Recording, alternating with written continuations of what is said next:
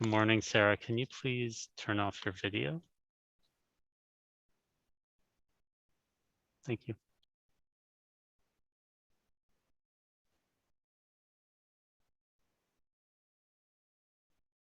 I do not have any video on, Chris. There's another Sarah.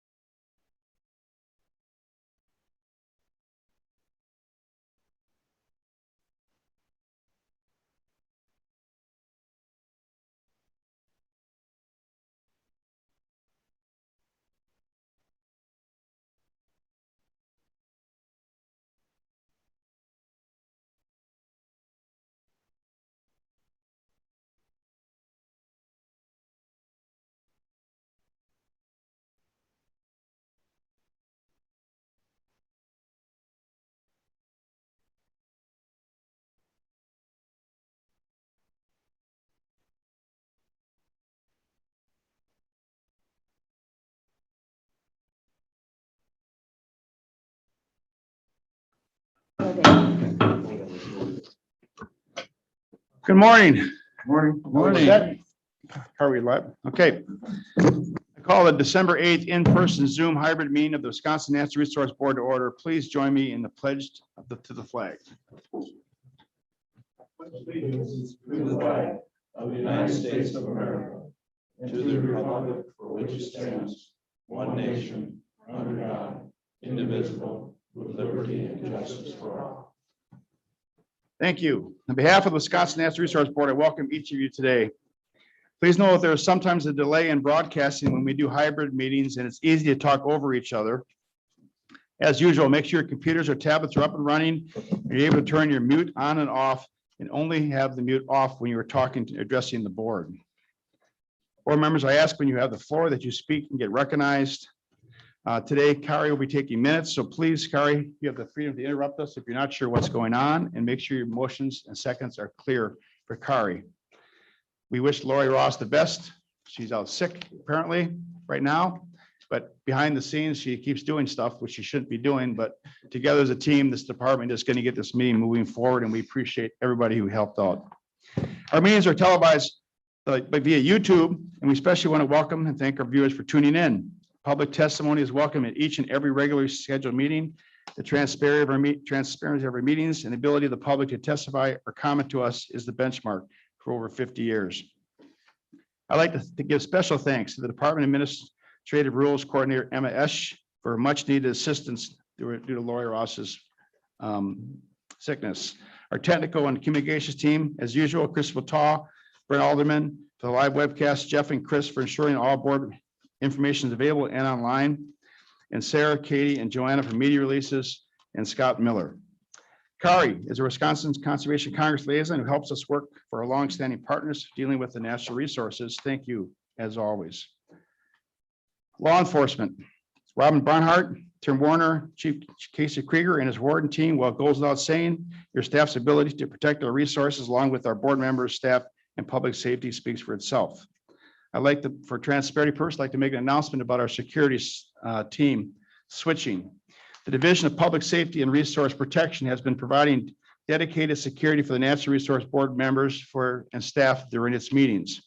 Through attrition and retirement, they've evaluated the cost to continue to utilize the current team for these duties.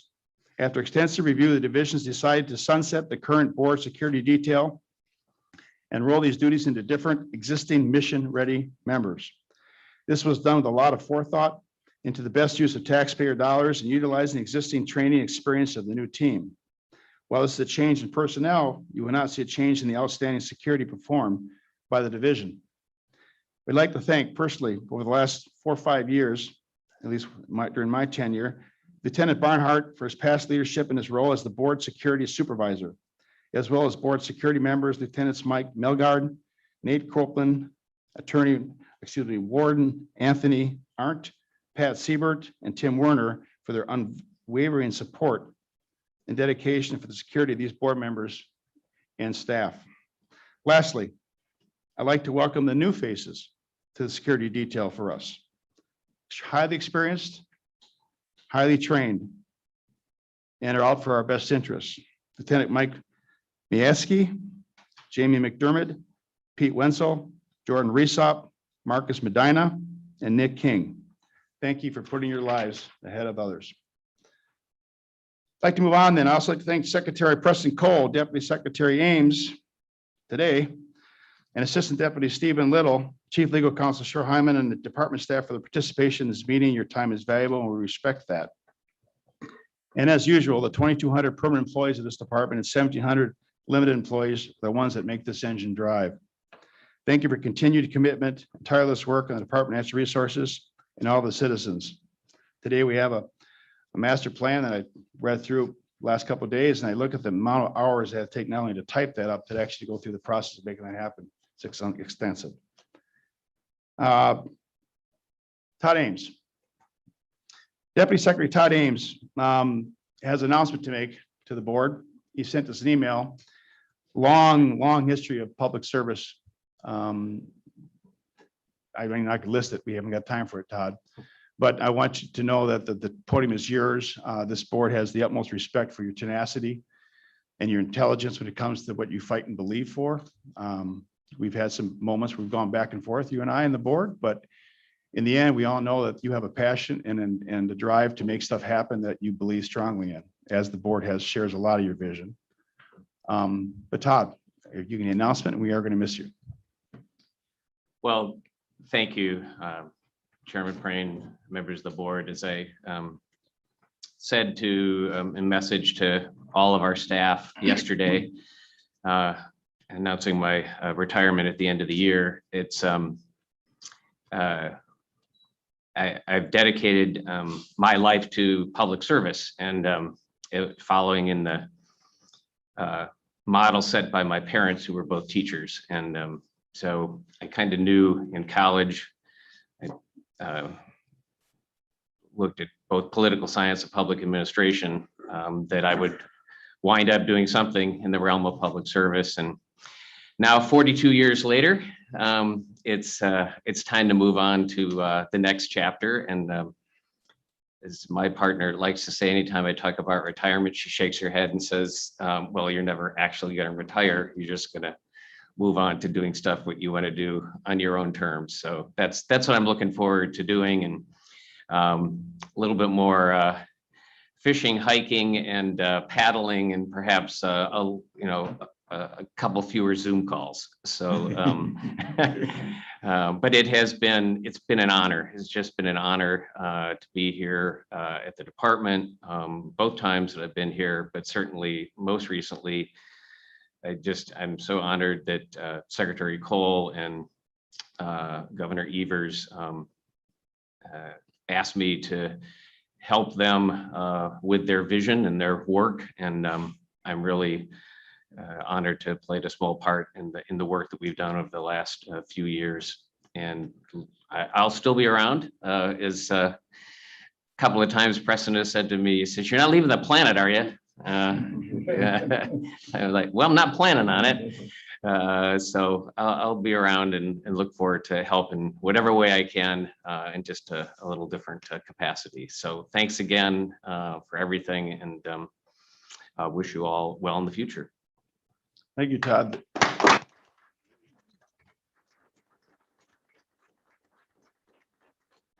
Unlike a couple years ago, Todd, SpaceX for $250,000, you can leave the planet for 3 minutes. All right. Roll call, please. Kari? William Bruins. Here. Sharon Adams. Here. Terry Hilgenberg. Here. Greg Kazmierski. Here. Marcy West. Here. William Smith. Here. Dr. Frederick Crane. Here. Okay, and the motion to approve the agenda for December 8th, 2021. Is there a motion? I move approval. Second. Moved and seconded. Secretary, any changes? No changes to the agenda, Mr. Chair. Discussion? All in favor, say aye. Aye. Motion passes. Next one, consent agenda. We have approval of brief of action from October 8th, special meeting. We have approval of brief of action from October 8th, 2021, 18th special meeting. Approval of a brief action from October 27th. We acknowledge the Granite Peak area of a donation of $440,000 in the form of contract services from Revi Design of Wausau to develop and upgrade their facility. We have acknowledgement of Northern Sky Theater building of $364,773 donation in the form of capital improvements to the buildings and infrastructure at Peninsula State Park. We have acknowledgement of the Friends of Harrington Beach State Park of $88,460 in cash and $32.50 in in-kind donations for volunteer time and contractor labor that will be used to purchase and install accessible playground equipment. And we have acknowledgement of the Bong Naturalists Association Friends Group of Richard Bong State Recreational Area and kind services up to $49,900 to purchase and install ADA compliant playground equipment. We also have acknowledgement of Andrew F. Bell and Edith M. Bell Charitable Trust, $33,841 donation to provide $16,920 for continued support of endangered resource priorities and provide $16,920 to fund activities associated with wetland habitat. And lastly, we have a request that the board authorize a preliminary public hearing for comment period for statement of scope for board order WM 0921 for proposed rules affecting NR chapter 8, 10, 11, 12, 17, 18, 19, and 27 related to the 2021 Bureau of Wildlife Management housekeeping. Is there a motion? Move approval. Second. Second. Second. Any debate on the consent agenda? All in favor? Incredibly generous What's that? donations. Those donations are just so Yeah, incredibly. We say them so fast, Marcy, but it's real dollars and makes a real difference. All in favor, say aye. Aye. Nay, motion passes. Fred, if I could, please. You bet, Terry. Just a second. Marcy's comments. I mean, this just further amplifies the importance of our friends groups and all the donations of all these communities and individuals to make Wisconsin better. And without these kind of donations and those friends groups, we would be in a world of hurt to support all the projects that the department advances and all the properties that the department has management of. So a big, huge thank you to all those groups and all of our friends. Thank you.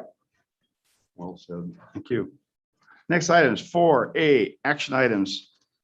Need a motion to request adoption of board order WY 2720, proposed rules affecting chapters NR 114, 146, 520, 524, related to allowing for third-party administration of operator certification, well drilling or pump installer license, and landfill operator examinations. Steve Geis, certificate service section chief. Welcome, Steve.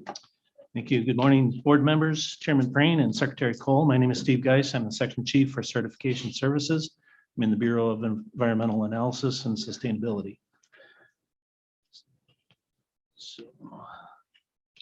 All right, we are here today in the final step of our rule writing process, seeking your approval of our draft rule. And just a quick refresher, we provide about 3,000 exams per year to these licensed operator groups. And we do this through 2 large sessions each year. Since the pandemic, we've had to change that up and we've been doing this every 2 weeks now with small groups, and it's been just a lot of work for my staff, which we really appreciate.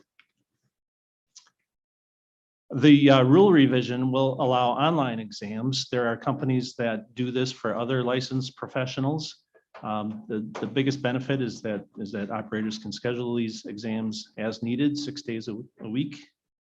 And the rule also allows us to continue to offer our own in-person exams as needed. We had a public hearing on October 12th with 12 participants.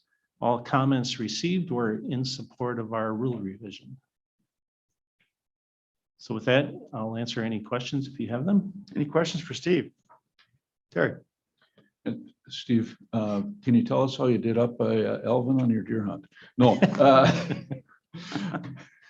I appreciated the opportunity of discussing this with Steve, and I have one concern about it. And that is that Steve personally commits to offering in-person programming. We deal with these kind of folks on a regular basis in our business. And I'm concerned that if we do not have one scheduled, it's going to jeopardize some of these people's careers. And so I would like to have the department commit to having at least one in-person session in central Wisconsin during the year, during the calendar year, so that it can accommodate the people that are not technologically advanced or have the capacity to do that. And as this moves down the road, maybe we wouldn't have to do that. But I think initially, I think it would be very, very important to accommodate our licensees with that program. Could I An respond issue? quickly? Thank you, Terry, for the call last week. And I shared your concern with my staff, and they reminded me that one of our wastewater exams is an essay type exam, which we will have to provide in person at least once a year. So as needed, we will do that. And at that time, we can catch anyone that is struggling for whatever reason with the online exams. We will closely monitor that process, because our mission is really to provide these exams to ensure a knowledgeable workforce for these essential workers. So that is my commitment, and Super. it's worked into our process. Thank you. Is there a motion for the floor? I'll move. Is there a second? Second. Any more discussion for Steve? All in favor, say aye.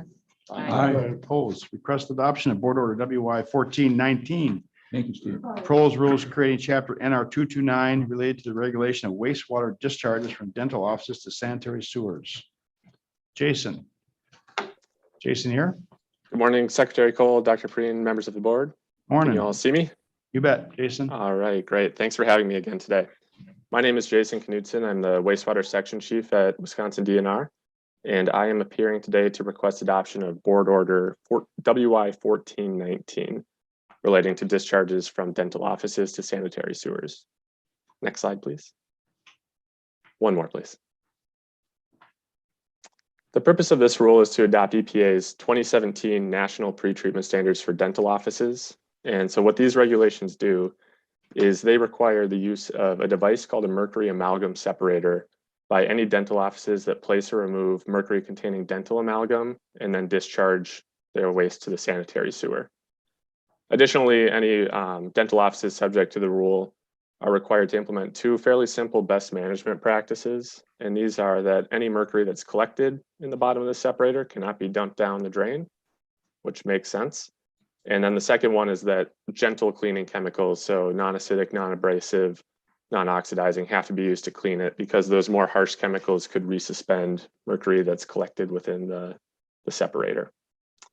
And then finally, for compliance of the rule, there's a requirement that by October 12th, 2020, and that date was set by the federal rule, dental offices in Wisconsin that were subject to the rule needed to submit a one-time compliance report to DNR to certify that they had installed the dental amalgam separator and follow these best management practices.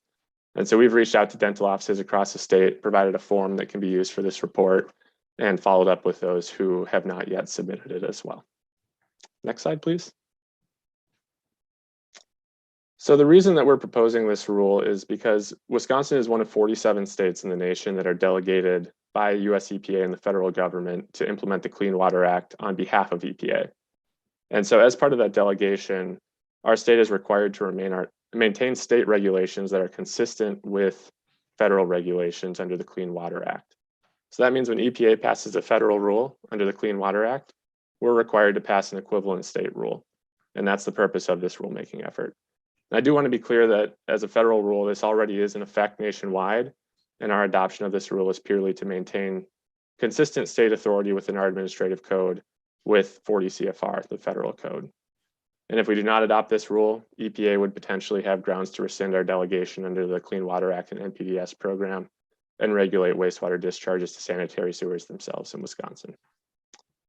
So a little bit more on dental amalgam separators. These devices are very effective at reducing mercury concentrations in sanitary sewers. As an example, we heard from Madison Metropolitan Sewerage District that there's one instance where they sampled the sanitary sewer adjacent to a dental office in Madison. And before the installation of one of these separators, the concentration of mercury in the sewer was about 34,000 parts per trillion. And after installation, it dropped down to 65. And that's a pretty important reduction because our water quality standard is 1.3. And so by the time this hits the treatment plant, even these low volume discharges can have quite a mass load of mercury that reaches our treatment plants and waters of the state. Additionally, use of these mercury amalgam separators is a practice supported by the American Dental Association, and we've worked with the Wisconsin Dental Association as well on outreach to dental offices in advance of this rule. So let's talk about costs. We estimated that the cost of the amalgam separator for a typical dental facility will be about $1,000 up front, with about $600 in annual maintenance and disposal costs. However, there are many dental offices that are already compliant with this rule and were compliant before the rule even came out. That's because many municipalities and local treatment plants, such as Milwaukee Metropolitan Sewerage District and others, have required this in their local ordinances for many years, or as conditions of their mercury pollutant minimization plans for their treatment plants. So our economic impact estimates that statewide there will be about $1.2 million in annual costs incurred by about 2,061 dental offices. While this is the cost of installing these and maintaining these mercury amalgam separators, I do want to be clear that 100% of these costs are due to the federal rule, and our action of requesting adoption of this rule will have zero additional costs for dental offices statewide. However, in the economic impact analysis, we do count these federal costs, and that's per the request of the board at the scope statement hearing. So with that, I want to thank you for your time and consideration, and I'm glad to answer any questions you have as well. Is there a motion for the floor? So move approval. Has second? Second. Any questions? Yeah, I have a question, and maybe you don't want to answer this, but I'm not questioning the need to do this, anything like that, but in full disclosure, Mr. Chairman, could you give us an idea what this cost is gonna be passed on to the patient? Is there gonna be any cost added to a patient's visit because of this? I think it's up to each individual dental office that does it. For the most part, when I talk to the dentists around the state, many of us have done it already. Okay, When we take amalgam out, it becomes a particulate. It goes out in the sewage, and we kind of known for years that that's not the best thing to do, to send mercury down the sewer. And so the WDA many years ago started talking about it. I don't know, Jason, if you have the numbers on it, but I would imagine the majority of dentists have already done it. The install cost is about $1,000, more closer to $1,200 actually. And the maintenance cost is not only the filters that you have to change, but it's also the hazmat suits that the staff put on, and there's more that goes into that. But in the scheme of a dental office and a gross production dental office, it's actually minuscule. Of course, everything gets figured in when the dentist figures what the overhead is to run the practice. yeah. But I don't think it's something where a dentist is going to do an upcharge to his patients effective October 20th because this is going on, because one, it's already been going on.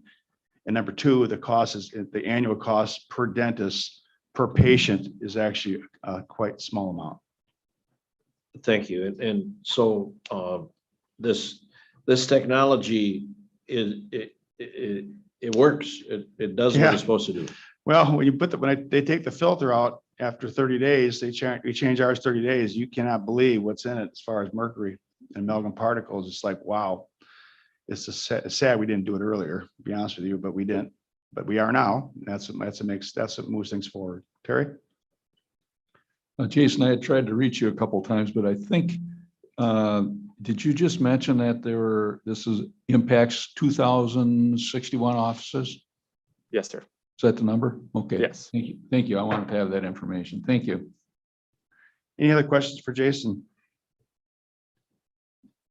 All in favor, say aye. Opposed? Motion carries. Thank you, Jason. Thank you, everyone. Next item is request that the board adopt germane modifications for Board Order AM 2018. Proposed rules affecting chapters NR 400, 419, 421, 422, 423, 425, 439, and 484 related to implementing reasonable available control technology, RACT, to limit volatile organic compounds, VOCs, emissions from miscellaneous metal and plastic parts, coatings, miscellaneous industrial adhesives. Gail Good will address this first, and then we will need a motion. Thank you.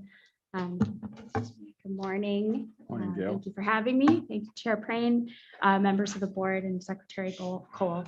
My name is Gail Good. I am the Director of the Air Management Program. Today, I am requesting adoption of germane modifications for Board Order AM 2018. By way of a little bit of background, to meet Federal Clean Air Act requirements, Board Order AM 2018 updates volatile organic compound or VOC content limits for industrial adhesives and metal and plastic parts coatings.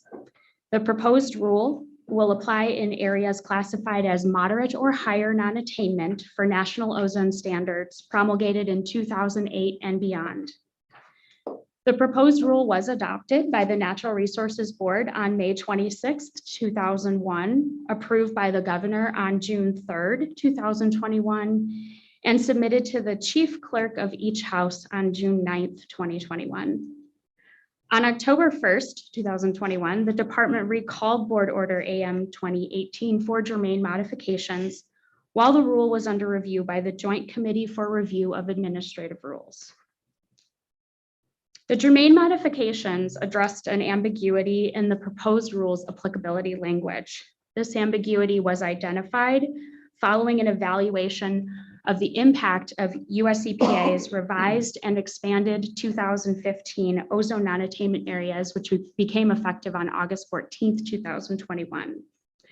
This ambiguity and applicability date could have unintentionally resulted in the rule being applied in certain areas classified as moderate or higher ozone non-attainment for national ozone standards promulgated prior to 2008, rather than in or after 2008, as was intended. The germane modifications will ensure that only sources that should be subject to additional VOC control measures under the Clean Air Act will be when the rule is effective. And that concludes my presentation. Thank you very much. I'm happy to answer any questions that you may have about this. Any questions for Gail or motion for the floor for discussion? So moved. Move there second. Second. Motion's on the floor for discussion. Any questions for Gail? If not, all in favor, say aye. Aye. Opposed? There you go, Gail. Thank you. Motion carries. All right, scope statement. E, request of the board approve the statement of scope for Board Order AM 0521 and conditionally approve the public hearing notice and notice of submittal of proposed rules to the Legislative Council Clearinghouse for proposed rules affecting NR 428 related to nitrogen compound emissions and regulation. Gail, you're back up. Don't sit down. I didn't. Thank you for having me again. Thank you again for having me, Chair Praying, members of the board, and Secretary Cole. As I noted just prior, I'm Gail Good, the Director for the Air Management Program. And today I'm requesting that the board approve the statement of scope for Board Order AM 0521, which considers rulemaking in Chapter 428 of the Wisconsin Administrative Code to address implementation issues related to nitrogen compound emissions regulations. Again, oxides of nitrogen are an ingredient in ozone formation. This is important rulemaking. This chapter was last updated by the department in 2007 in accordance with Clean Air Act requirements.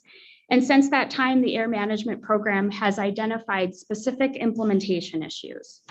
The affected sources include major stationary sources of nitrogen compound emissions in southeastern Wisconsin. And while we have addressed these issues case by case previously, this practice is not efficient for our sources, nor does it provide the regulatory clarity that the Air Management Program strives for. Because the proposed rulemaking will be clarifying in nature, the Air Program does not anticipate any sources in addition to those already impacted by the identified implementation issues will be affected by this rule. On October 27th, 2021, the board authorized a preliminary hearing on the proposed scope statement. 9 members of the public attended the preliminary public hearing, which was held on November 5th. 2 of the attendees registered in support of the proposed rulemaking, and one of these attendees, a representative from a utility, expressed their support of the rulemaking in a verbal comment at the public hearing. After the hearing, another utility of that same, another person in that same utility reached out to the air management program to reiterate their support of the rulemaking and express their interest in opportunities to provide input on the proposed rule. The department received no written comments on the proposed scope statement. Thank you for your time on this one as well. Again, I'm happy to take any questions you have. So you had, Gail, you had 2 that registered support. Did the other 3 no comment from them, or do they register dissupport? They registered as not in support nor in favor. That does happen often with our hearings. We have folks who are interested in attending to learn more about the proposed rulemaking, or sometimes it's for our state implementation plans and those submittals as well. So we often have folks who attend to listen in and to hear. So can you more. filter this down for the public? So if this scope statement and the rule eventually gets written, how does John Q. Public going to notice what something's different in the state? Yeah, thanks for the question. That's great. We do have a number of different opportunities for folks to provide input. We provide a lot of transparency, I think, about the rulemaking that we're doing. We often take these to our study group, which we do have members, not only study group members, but interested parties attending those meetings as well. We obviously will put this through all of the usual rulemaking procedures that allow for input opportunities. But primarily, we do work with our study group and folks who attend those Well, meetings. my question was, how is the public going to know once the rule passes, what's different? Less nitrogen in the air, or what's the goal here? So in layman's terms, if you could. Oh, sure. Yeah, thank you. So when we last wrote this rule, and I mentioned that was back in 2007, the last time we took a look at this rule, there are certain technologies that are in use that were not appropriately considered in the rule at the time. So it's not that it will result in any more regulation or any stricter requirements. It's just that it'll appropriately examine all of the technologies that are available to things like power plants. Really, we're talking primarily about combustion turbines here. So the public will not necessarily see an impact of this because these emissions are being controlled now, but we'll be able to write a rule more efficiently for sources that allows them to comply with those requirements for that technology that wasn't considered in the last go round. Thank you. Is there a motion for the floor? Is there a second? Second. Any questions for Gail? Hearing none, all in favor, say aye. Aye. Opposed? Motion carries.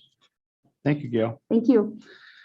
So Southwest Savannah Regional Master Plan, almost bigger than the Bible in small print.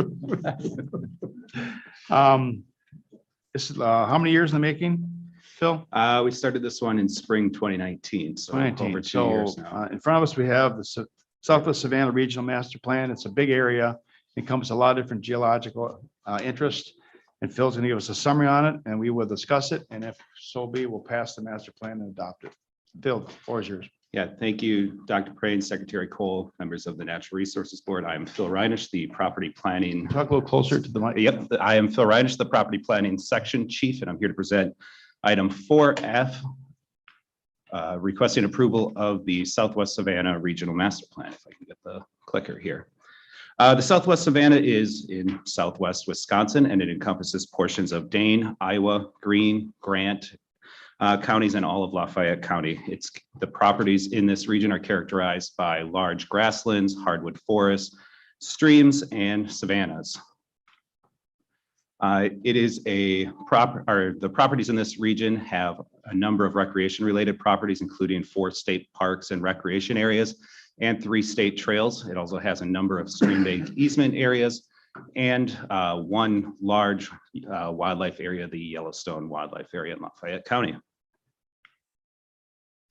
During the planning process, we held 2 formal public involvement periods. The initial public input period was in spring of 2019. And then we held the draft plan public input period in spring 2021. We did receive comments throughout the process. And then during that draft plan public input, we received 526 comments through a variety of remote options, including a virtual public meeting. Topics of interest on that draft plan included uses of the Badger and Sugar River State Trails, future management of the Yellowstone and Cannon Creek Stream Bank Protection Area. The department offered alternatives for that in the draft plan, and one has been selected in this proposed plan. And then also native prairie and large grassland management of department properties received interest in that public input period. Some highlights of the plan before you today include improving recreational offerings and facilities at our state parks. Some of those examples include allowing a mountain bike trail system to be developed at New Glarus Woods State Park, expanding opportunities for camping at several of our properties, and renovating facilities at the popular Yellowstone Lake State Park. On the resource side of things, we are proposing management for continuums of vegetation at several properties, continuing to improve access to our surface water resources in the region, and continuing the current mix of recreational uses on those state trails that are in this region. From a real estate perspective, we continued our SAP process, or the Statewide Scattered Acquisition Authority parcels, naming and redesignation. In this region, that involved a lot of our fishery REM properties and moving those into the Stream Bank Easement Program and state habitat areas. And Appendix B of the plan and tables 2 and 3 of your green sheet package detail project boundary adjustments, acquisition of goal adjustments, as well as the Yellowstone Lake area property cleanup and redesignations. That's that Stream Bank Protection Area parcel I mentioned earlier, being moved to the Yellowstone Wildlife Area. So with that, our recommendation is that the board approves the Southwest Savannah Regional Master Plan and all real estate actions, and I'll be happy to take your questions. Thank you. Okay, Phil, if you have a seat a second, we'll get the 2 public testimonies. I have down 2 public appearances. If I'm wrong, I need somebody to flag me. I got 2 different things coming at me. I want to make sure I get it right. I think we have Dave Newman from Unity representing AWSC as president first. Let's take him. Dave, are you online? Dave Newman. Yes, I am. Hello, Dave. How are you? You have 3 minutes. Good morning. You have 3 minutes. Good morning, Welcome. Chairman Preen. Good morning, Chairman Preen, board members, and Secretary Cole. I come before you today as president of the Association of Wisconsin Snowmobile Clubs, and I'm here representing our over 600 snowmobile clubs and their 41,000 members. It is these clubs and their volunteer members that develop and maintain the nearly 25,000 miles of snowmobile trails throughout Wisconsin that are open for public use. I'm here today to speak in support for the approval of the Southwest Savannah Regional Master Plan, and I ask the board to approve the plan as presented. I want to thank the DNR for their efforts to develop this regional plan. Snowmobiling appears to be included in the plan in all the locations where it historically has been allowed. I would like to express our support for the preferred alternative to include snowmobiling as an authorized use in the northern portion of the New Glarus Spur Trail. This provides snowmobile access to several businesses in the area south of the Sugar River Trail. Following Governor Evers' signature of SB 364 last week, snowmobiles will now legally be able to travel in the Highway 69 right-of-way in either direction, day or night. Thank you to the DNR for including this provision in the master plan. Our clubs will continue to work with the department to ensure snowmobile trails are maintained through the properties were allowed as important links for the interconnecting snowmobile statewide snowmobile trail system. Thank you for this opportunity to appear today, and I would happy to take any questions. Any questions for Dave? Thank you, Dave. Good luck this season. Be safe. Bob Hermanson, Thank you. from Fayette Township, representing Fayette Township as chair. Bob, are you online? Yep. Good morning. You have 3 minutes to address the board on the plan. Thank you to the Wisconsin Natural Resource Board for this opportunity to testify. My name is Bob Hermanson. I am the chairman of Fayette Township. I will be testifying to the part of the Southwest Regional Savannah Master Plan that relates to Yellowstone State Park and Yellowstone Wildlife Area, which are located in the heart of Fayette Township. People from near and far visit Yellowstone Lake State Park and the Yellowstone Wildlife Area is long to experience all it has to offer through the scenic beauty of many different activities they take part in. This provides a tremendous economical boost to the businesses in Fayette Township and businesses in the surrounding area.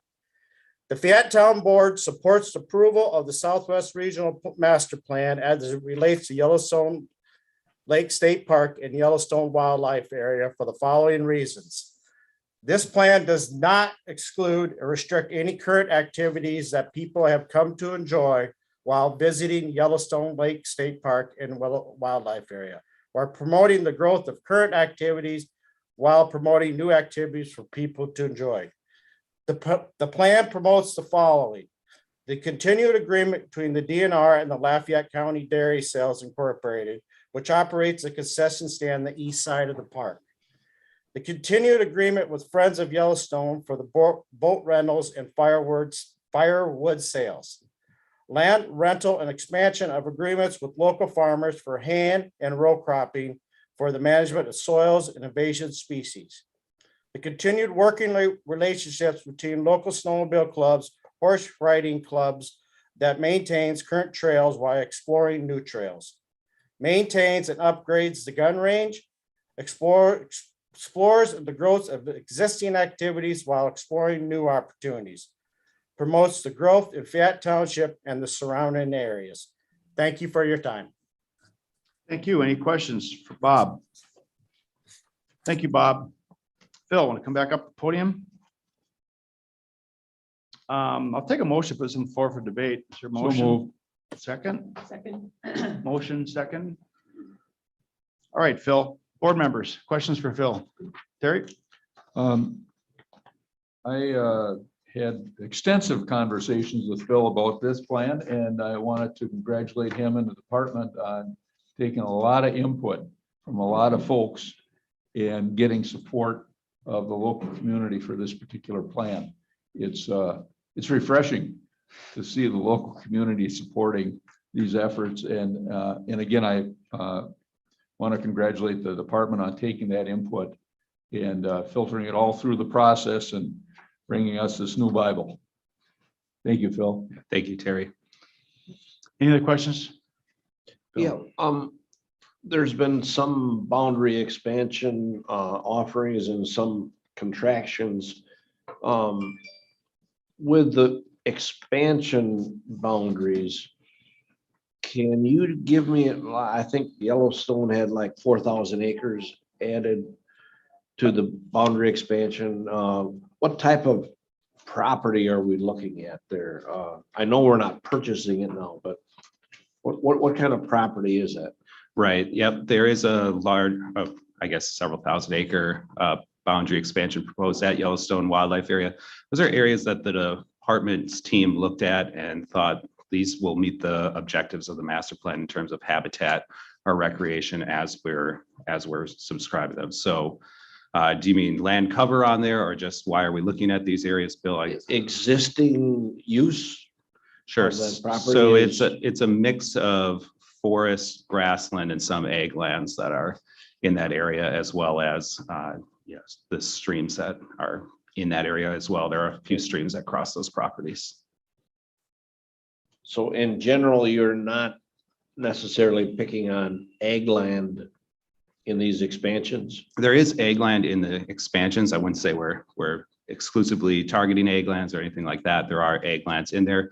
There are areas that we feel will advance the goals of our master plan. I would note that on that Yellowstone Wildlife Area, we do have continuing ag lands, and we do have rowing and haying agreements with local groups as well that contribute to those habitat management goals that we have. And that I applaud. Yeah. Any other questions, Cass? So years ago, I used to hunt Yellowstone, and at that time there was a sharecrop program that was put on, because when you buy land there, you're gonna get a significant portion of ag land. It's just the way it is in that country. Do we sharecrop now? There is farming rental agreements or farming agreements on that property. Yes. Thank you. Anybody else? Bill, then Marcy. Phil, this plan is, as Terry noted, very well done, lots of public interaction and evidence in here of working together with various interest groups and coming up with good, common sense, practical alternatives on some of the issues that could have been very sticky. You and I talked a little bit about hunting opportunity. is that it's fairly static. It's part of the state where there is little public land, and what's there is generally oversubscribed and pretty crowded. At the present time, the properties we have, other than park properties where there's a little more limited hunting season offered in terms of the length and areas that are available, you expressed there wasn't a lot of opportunity currently to expand upon the present hunting opportunities. Could you talk a little bit about what the future might offer there, again, with the thought toward offering more opportunity to the public for hunting access in that area? Sure. Thanks, Bill. So a few things on that. One, again, we mentioned the Yellowstone Wildlife Area potential project boundary expansion from any willing sellers in that area that would be in that boundary. That is a popular hunting property at over 4,000 acres currently, as well as a large portion of Yellowstone Lake State Park is open to hunting. There are a number of small scattered properties throughout this area, as well as state natural areas and other properties that allow hunting. The state parks do have somewhat more limited hunting in that they have the closed and open areas and different seasons, but the other properties do remain open to hunting, and that's an important resource for hunters in this area, as you mentioned, that has a more limited public land base than perhaps other areas of the state. I'd call attention to that SAP process that we mentioned in a lot of these regional plans, where we rename these properties to reflect the local context and help people locate where they actually are on the map. I think while there are only 4 state habitat areas in this plan, that will help aid folks in finding those smaller areas that they can access and hopefully get away from the crowds a little bit while hunting. Thank you. Marcy? Yes, thank you. I had a great briefing with Phil as well, and a 2-page email prior to that. So I'll stick to my highlights, and recognizing that it doesn't require a edit to the plan, but hopefully that we can all just be more aware as we go into additional plans of some of the issues. So the ag leases were already talked about. Perhaps we can be a demonstration for good agricultural practices with buffer strips and things like that, because one of the things we talked about is Yellowstone Lake is hyper eutrophic, algae blooms, things like that are issues. So I think there's a connection there, and the property managers will have good opportunities to hone in on those. I had hoped that flood resiliency and safety of visitors would be acknowledged. And again, that will probably come down to the specific properties where the public is. But what we've seen over the past few years in these dendritic patterns is when a significant storm hits, it's not only the impact to the resource, but the potential danger to the public. Let's see, one of the things that I hope that our next regional one would address is the dark sky protection and the awareness that stargazing and just that type of around the clock awareness is another potential user group. And it doesn't mean that we take out the overnight lights or anything like that. We just put shields on them so that the light goes to the ground rather than interfering with stargazing. One of the best encounters I had with a couple from Chicago that's very memorable is that when they visited, they said, "You have more stars than we do here." And I thought, From Chicago. yeah, you're from Chicago. You have the same stars. You just can't see them. So it sets Wisconsin apart. And I know a number of the parks are looking at that. The other thing that I brought up was as we talk about campsite expansion, rather than the infrastructure for electrical hookups, the technology for solar RVs and solar campers.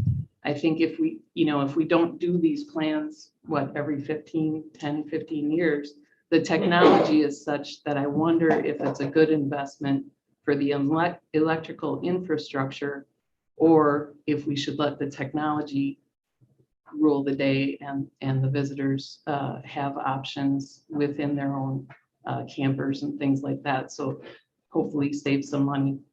And what was the other one on Yellowstone Lake?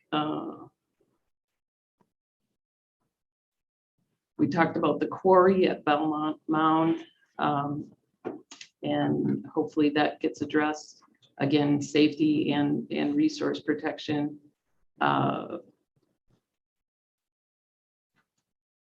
Oh, the dam at Yellowstone Lake, that it's an aging dam, and perhaps this is more of a budget issue, but just hopefully, again, that long-term view of ownership of a dam. And what we experienced after the 2018 flood, there's not a lot of funding available to replace dams.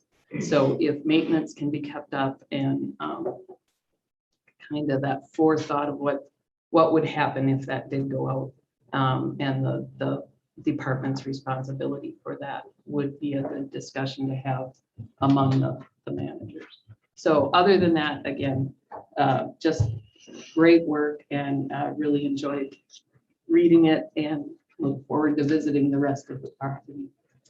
Thank you. Sharon. I want to acknowledge the briefing that I had, and it was so patient. So I thank you. I have enjoyed this as my morning reading and my nighttime reading. There's one area that I want to underscore that Marcy spoke to. Since these plans last for so long, I think the thought of making sure that the language is strong enough regarding technology and our willingness to adjust to the new developing technology. It was a great way for me to start on a management system. Thank you. So is there wording not in the master plan for your topic of new technology? Well, it's because it's a regional scope, Mhm. and there's specific managers that will work with, I assume, the rest of the department when those decisions are made for campground expansion, for example. I just hope that awareness is there, that perhaps we don't always have to put in electrical lines. So we're passing it. So if you wanted to have that in the master plan, so it's in writing, this is the time to do it. Otherwise, you're telling them, then it may not go anywhere or may go where. I mean, it's what you want to do. If you want that in the master plan, this is the time to amend the master plan and put that line in it. Well, Phil has assured me that the comments will be shared as the decisions are made. I mean, again, on a regional basis. But it's not in the master plan. So I'm just telling you, if you want to actually have it where they have to reference it and they have to follow it, this is when you do it.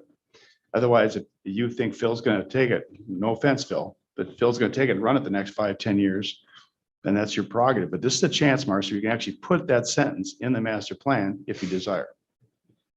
Correct, Cheryl? Yep, doesn't change it, doesn't do a lot of change. The plan just references that topic that the board feels strongly about. And if you think it does, put that sentence in there. Well, the other awareness is that I will, on the next regional plan for my area, I will be involved when it's at the drafting phase. So no, sir, I'm not asking for a change or Okay. amendment right Fine, now. just making sure. Thank you. Any more discussion? Bill? Sorry to be a repeat offender here. I had one more thing I wanted to say, and everybody's comments reminded me of that. With the weight and the volume and the quality of this plan, it was very lengthy, and I know we all struggled with that. As Sharon said, morning reading, nighttime reading, and probably dream time thinking too. Packer But bye week. I saw something in this plan that to me really justifies the concept of doing more of a regional plan. Throughout this plan, there were efforts to look at this area in a broad sense, ecologically and from a habitat standpoint. And the plan has several areas where it's emphasized oak regeneration, restoring native vegetation, prairie management, so on and so forth. And it not only affects the major properties with the large acreages, but you can see that same emphasis flow through to some of these smaller parcels that under the old planning system would not have been planned, or it would have been by gosh and by golly, and it wouldn't have been paid attention to. So I think the challenge of putting together a plan of this size with all the properties is certainly significant. But there are some good results that come from that. So I'd like to, again, congratulate the staff on weaving in some of those area-wide regional management issues into the whole array of properties that you're looking at. It was a very good job. Yeah, thanks, Bill. That is certainly a focus of the regional effort to be able to apply those. All right, any more discussion? All in favor, say aye. Aye. Opposed? Motion carries. Fred? Terry. Question I would have is, now that we've approved the plan, goes into the process, is there within the department or the board a process by which we look 2 years, 3 years, 5 years from now to say, oh yeah, we did this stuff? Or does this get put on the closet shelf and everybody thinks they're doing what they're supposed to be doing? What's internally, how do we deal with that? Yeah, so we do have our property implementation teams that take these master plans and then begin acting on them. And we report some of that out publicly through our APIP process on the resource side. And then certainly on the park side, we have a lot of folks paying attention to what's in these plans and what's happening in them and what's not in terms of campground expansions, trail expansions. You know, we authorize a few things in here. And part of that includes oftentimes we may go back to the public when it actually comes time to design a mountain bike trail system or something like that, where they'll have the opportunity to give input on that process as well. So that helps keep the public involved as these are implemented. I just think it gives us a great opportunity that when there are plans for development and changes, that perhaps through Phil's area, that when we're approving something, and maybe this is in our budgeting process, that we can have reference to, yeah, this was done in this particular master plan, and that's why we're doing it. I think the public needs to know too, that this master plans are not reviewed very often, 10, 15, 20 years.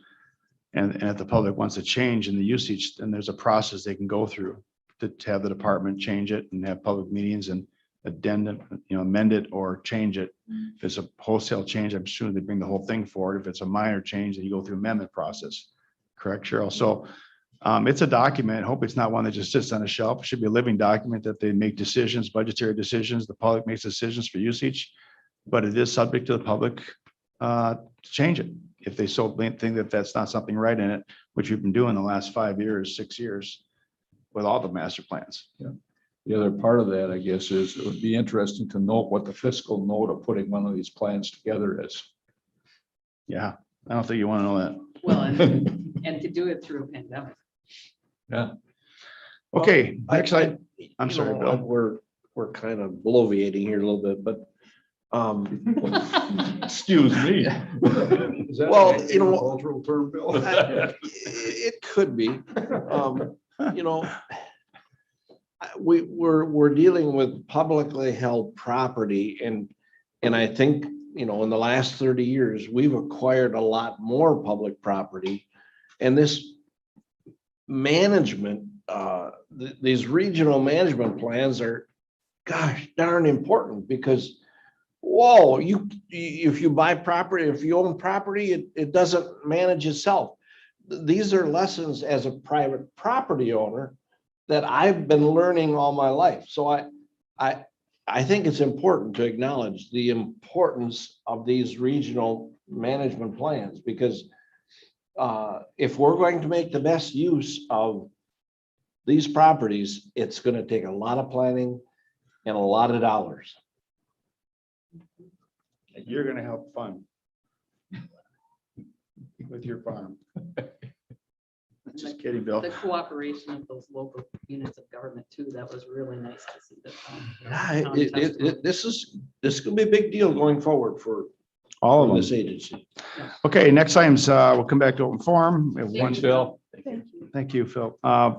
Update on 3 proposed safe water rules relating to surface water, drinking water, and groundwater standards in preparation for DNR seeking NRB adoption of February 2022 meeting. So we're going to try to get the board a little bit of information here. There's no public testimony about these next three rules that they are wishing to move on next year. You're Good back. morning, Chair Preen, Secretary Cole, members of the Natural Resources Board. My name is Darcy Foss, and today I am the Administrator of the Environmental Management Division. And with me today is my colleague, Jim Zelmer, who's the Deputy Division Administrator for our water-related programs. We are here today to update you on three important proposed rules that would create or update standards for groundwater, drinking water, and surface water. And today's presentation is for informational purposes only. So presently, we are at the public hearing stage of all three rules, and Jim Zelmer will provide additional information during his presentation. Jim plans to be back in February asking for adoption of the final rules. So this fall, we kicked off a campaign, Safe Water for All, in Wisconsin. We are a state whose economy thrives on having world-class natural resources for our citizens, businesses, and nature-based economy. Wisconsin has 11,451 public water systems that supply drinking water to 1.7 million residents. We have the most public water systems of any state in the nation. In addition, 1 out of every 4 Wisconsinites get their drinking water from private wells. Clean groundwater is vital to those 800,000 citizens. Developing environmental standards provides our citizens, businesses, and local governments certainty on what is safe to drink and what is safe to emit to the environment. The public wants to know if the water they are drinking is safe, and businesses need to know what concentrations of chemicals like PFAS are safe to emit to Wisconsin's air or water. Through rulemaking, we provide that certainty by establishing sampling protocols and numeric drinking water, groundwater, and surface water standards. Without these three administrative rules, for 800,000 Wisconsinites who get their drinking water from private wells, there will be no safe standards established to protect those citizens. It is important to note that unlike municipal drinking water, there is no federal groundwater law or federal groundwater standards to protect these citizens who rely on private wells. EPA will not be coming to set those standards. If we are to wait for EPA standards and don't proceed with state standards for the 1.7 million Wisconsinites who rely on public water supplies, there will be no safe standards for PFOA and PFOS until EPA establish those standards in 5 or more years from now. PFOA and PFOS are 2 of an estimated 9,000 per and polyfluoroalkyl substances. It is important to note that U.S. manufacturers voluntarily agreed to eliminate PFOS and PFOA in their emissions and products as of 2015. Like PCBs, we are proposing to regulate 2 PFAS chemicals that generally should not be in products manufactured today in Wisconsin. Driven by science. Today we are here because science is reminding us of our mission to protect public health and the environment. Just last month, EPA transmitted to the National Science Advisory Board information on the health effects of PFOA and PFOS and noted 2 things. First, that these studies indicate that the levels at which negative health effects could occur are much lower than EPA previously understood, including near zero for certain health effects, especially PFOA, which they suspect is a carcinogen. Previous studies have shown that exposure to PFOA and PFOS may lead to reduced vaccine response, particularly in children. Since 1983, we have successfully set 138 public health standards for groundwater and 8 public welfare standards for groundwater over almost 40 years here in Wisconsin. While this is our 10th cycle of creating new groundwater standards or updating existing standards, The DNR has not established a new groundwater standard in almost 10 years. Cost of protecting public health. Our state's rulemaking laws require that state agencies evaluate the costs of proposed rules on businesses, individuals, and government entities. However, our state laws do not require us to estimate the cost to Wisconsinites and our economy of not setting standards. What is the cost to Wisconsin families, our businesses, property values, and our nature-based economy from these PFAS chemicals if they should go unregulated? One of my earliest brownfields heroes, John Stiebel, who was the development director of the city of West Dallas, often told the story of the cost of doing nothing to his city council. West Dallas at that time had a lot of brownfields. If anyone had visited in West Dallas in the 1990s and 2000, especially when Alice Chalmers closed their doors. John was persuasive in helping his elected leaders understand that there is a cost of not addressing a problem, be it economic or public health in nature.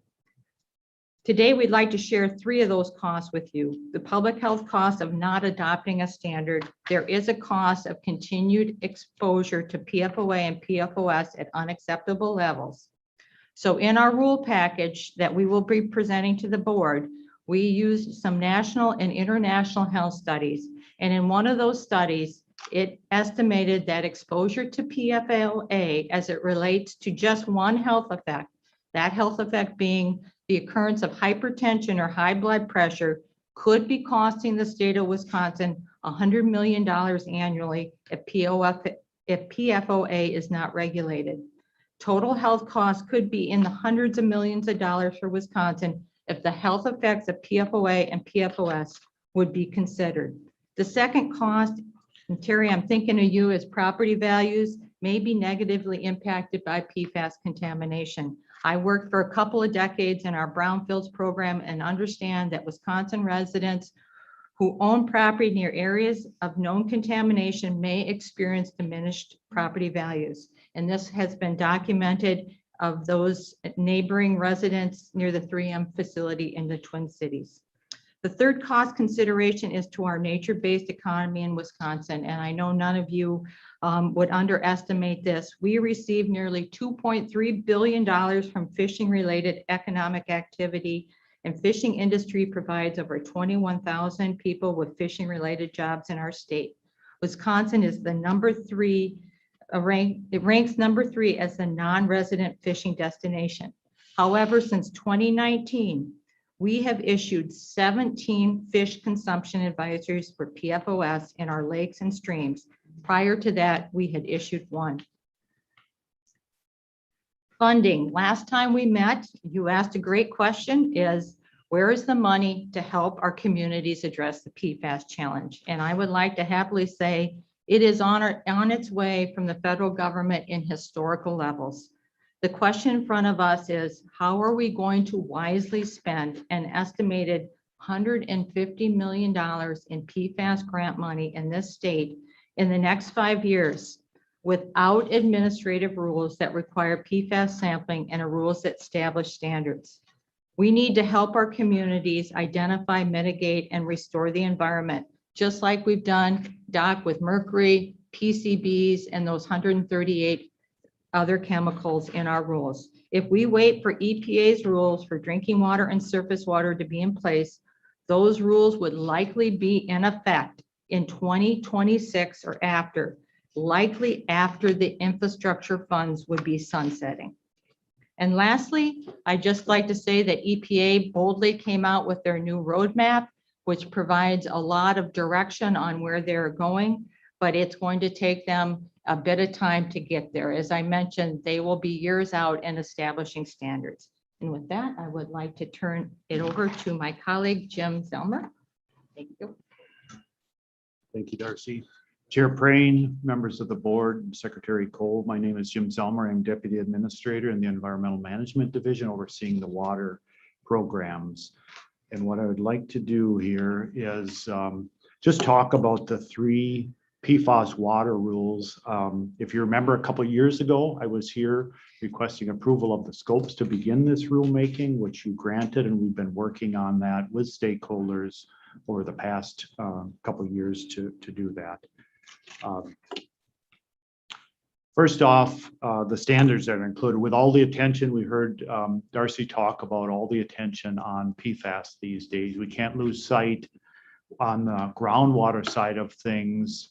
We generate cycles, we solicit input from other state agencies as well as the public, and generate a list of substances that we ask our Department of Health Services to review to determine if we need new standards or if we need to revise existing standards. So on the groundwater side of things, I'm not going to go through all of the substances listed there, but there's 17 new substances on there, 11 revisions that we had requested DHS look at, which they've provided a response, and that's what that rulemaking is.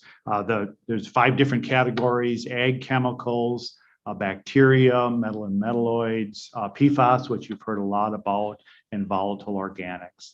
On the public drinking water side and the surface water side, we're focusing just on 2 of the PFAS, the PFOA and PFOS that Darcy talked about. So just very briefly for each of the rules, the groundwater rule, the purpose of this is to adopt new or revise existing standards to protect the public health. This applies essentially to any activity that could result in discharge of a substance to our groundwater. Some examples may be our landfills around the state, monitoring them to make sure they're not leaking, land spreading, both liquid and solid waste materials and byproducts around the state, fertilizer application, which our Department of Ag oversees, and then also spills and releases to the groundwater. The financial impact of this will vary. The groundwater law is very explicit. Dr. Yang will be talking after me and talking about the process that Department of Health uses, but it's essentially a 2-step process under the groundwater law. We develop a list of substances that we send to DHS. They provide a proposed enforcement standards for us.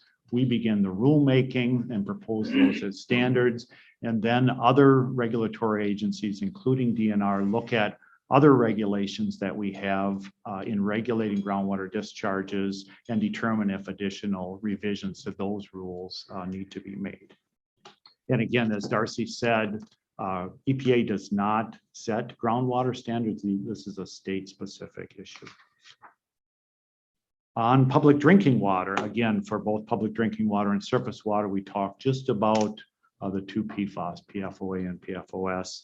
This sets standards, again, to be protective of public health in our public drinking water. It applies to public water systems that we refer to as community systems. These are systems that serve water to the same people year round. So think of a municipality or a mobile home park. It also applies to public water systems that serve at least 25 people at least 6 months of the year. So think of a school that may be in session that has their own water supply, that they may be in session 9 months of the year, or seasonal industries that may have a processing plant that would provide water to their staff, that it would apply to that as well. As far as the financial impact of this, those entities would be required to monitor for PFAS. And so there would be a cost for monitoring.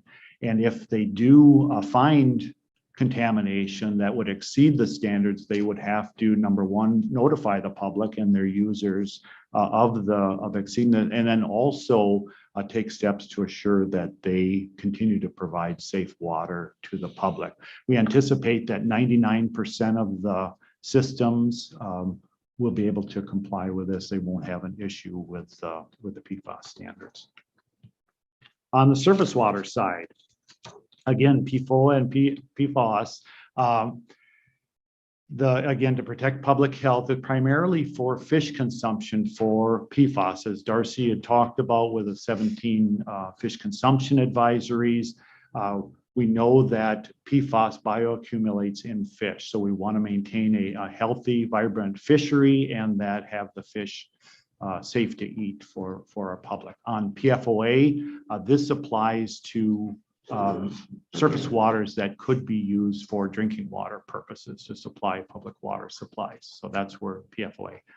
Applicability, this applies to all wastewater discharges that are regulated by the state. It would include our municipally owned public treatment works as well as industries. As far as the cost, we anticipate about 82% of the permitted discharge will not see any costs related to this. Of those 18% that will see a cost associated with this, there will be sampling required of what they're discharging to understand, if there's any exceedances of the standards, and then for a small subset of that, developing a pollutant minimization plan to really look at the possible sources of PFAS that are entering the wastewater system and taking steps to reduce that before it is discharged out to our receiving waters. This really is based on what we did with mercury, where we focused on source reduction. And with mercury, we found that we got approximately a 50% reduction in mercury passing through our wastewater systems just by focusing on source reduction. Revision. So we had gone out with our draft economic impact analyses. This past summer, we held hearings on that. Some of the commenters had questions whether or not we met all the statutory requirements for our EIA. We went back and reevaluated that, conferred with our Bureau of Legal Services, and all of the EIAs do meet statutory requirements.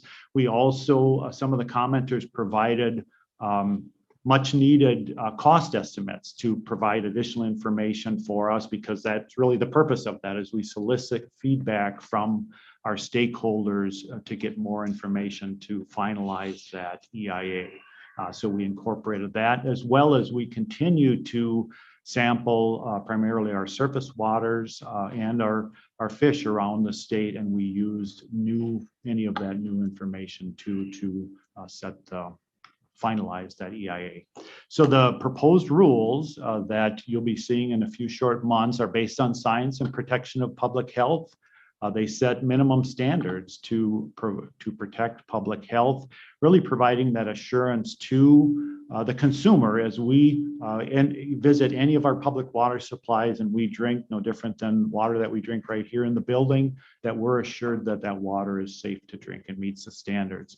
Also, it also provides guideposts for communities, businesses, responsible parties, and developers on what a standard is. If they run into a situation like on some of the contaminated areas up in the Marinette area, out on French Island near La Crosse, that there's an assurance of this is the standard that you need to meet, and then take steps to address that. And then the other thing, and a very important point, is this isn't a one and done. We set standards, but we are continually evaluating that, and we will go back to our Department of Health if, as new information is coming out. We're seeing a lot of new information on PFAS, other PFAS besides those two legacy compounds, and we would go back to them, ask that they do an evaluation, and come back to revise the rules, set new standards, or revise them. As Darcy said, EPA has sent documents over to their advisory board, and in all indications are in the future, those numbers may be lowered than what we currently have. So again, as Darcy had mentioned, this is just for informational purposes. We are holding hearings on the final EIA and the proposed rule. We just had a hearing on the public drinking water rule this past week. Overwhelmingly, the testimony was in support of that rule. We're going to be holding a hearing on the surface water rule this Friday, and then we'll hold a hearing on the groundwater rule on January 6th. We'll take all that comment. There's a comment period associated with it. We'll take all the comments, make any necessary revisions to the rule, and come back to the board requesting adoption of those rules in February. So with that, that's all I have. I don't know, Darcy and I, we would be happy to answer questions, or if. I just have a question for you. So the process, I guess. This is a big one. And it's going to have a lot of input from a lot of different stakeholders. In past, we've gotten these final rules to the board, not with a lot of time. What is your timetable? Can this board have this rule in their hands by February 1st? I have a hard time with the board making a decision, and this is where we get into the angst. Without a lot of time to digest it, board members have an obligation to go out and talk to stakeholders themselves, digest full. It's like when you go out and have your public hearings, it'd be nice to have you get your work done and then say, board, this is it, public, this is it. Right. Well before the meeting of the 22nd, or there's a good shot if something that the board just can't digest in a short period of time, it's going to get kicked. Right. So what is the process? Let's talk about it. Yeah, so that's certainly understandable. And again, part of it is we have that 30-month window, right? And we're kind of pressing up against that. Yeah, as don't put you our know. back against that wall. No, right. And I certainly appreciate that. I think certainly for the public drinking water and the surface water rule, that will no problem. Unfortunately, our staff are going to be, working over the holidays to get all that work done. But those rules can be in the board's hands the first part of February. With the groundwater rule, we'll do everything in our power, and I think we can. It's because of that hearing being held on January 6th, and we'll have another essentially a week, because sometimes people don't formulate their comments until after the hearing. So we want to afford them time to, hear more about it, and then maybe hear from others and then submit comments. So that would essentially give us a couple weeks. We'd be hard pressed to do that, but we'll do our best. I think we can have it in early. I think I can commit to, having it at least a couple weeks in advance of the rule. Secretary Cole. Oh, good. Oh, I'm sorry. I thought you were. Well, I'll have something to say. Yeah. So does that answer your question, Chair? Could I add in a Sure, comment go to ahead, that? I think another important thing that the board could do would be encourage anybody that has an interest in this to get engaged in the process, get engaged in the hearings, get their comments in. We have at times received timely information from staff. I agree with you. This thing's going to be a load and it's going to be a challenge, and more time is better for us. But in addition to staff getting their work done, sometimes the public comments come in a couple days before the board meeting, and they're dramatic, significant comments that completely change the complexion of the discussion, and it's way too late for us to react to those. So if we can get the staff work early and encourage all of the parties that have interest in this to get engaged in the process early, get on the record, so we've got a more comprehensive submittal of information to look at. I think that would be very helpful. Okay. Secretary?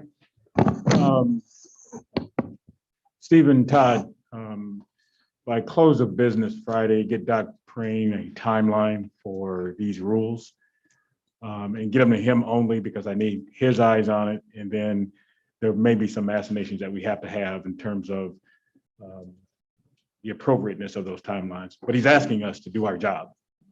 He's asking us to get it to them beforehand. And it's not as if PFAS is going to be new to them. They've seen the PFAS regulatory system previously. And so my hope is this board gets it well enough in advance. And then we'll go down the road of, I would offer, you may want to attend some of those public hearings and listen in and debate the issue. Dr. Preen, as a public health official, I think I've heard him say, we got to get this stuff done and get it passed and send it to the legislature. And this board did that before. So in doing your job in terms of sending it to the legislature, then it's up to them to decide funding, appropriateness, levels, and those types of things. And those committees have those hearings. But the Natural Resources Board has to do its job to get these across the street. And so if that means that we have to step on our gas and work Saturdays and Sundays and work long days and get it to you well ahead of time, damn it, we're going to do it. And so by the close of business Friday, Doc needs to see our timeline. So Darcy, Jim, ball's in your court. Okay, No, that's not a problem at all. Thank you. Secretary Wolf. All right, thank you.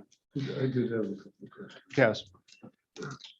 So I always kind of like to try to relate this kind of rule to the real world experience of Joe, homeowner that has a well, and he exceeds the standards on nitrates or PFAS.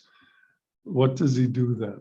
Are we going to condemn that well and tell him he's got to shack up in a hotel room, or what happens next then if they exceed these standards? Right, and particularly, Kaz, with a private well owner. This is mainly for informational purpose, really to inform, yourself, if you have your own private well, it's your responsibility to properly maintain that. We encourage that homeowners test their water annually for bacteria nitrate. But if they would have it sampled for, like you said, for PFAS and find that it does exceed the enforcement standard, we're not going to condemn the well, but it's really their responsibility to make sure that they and their family have a safe source of water.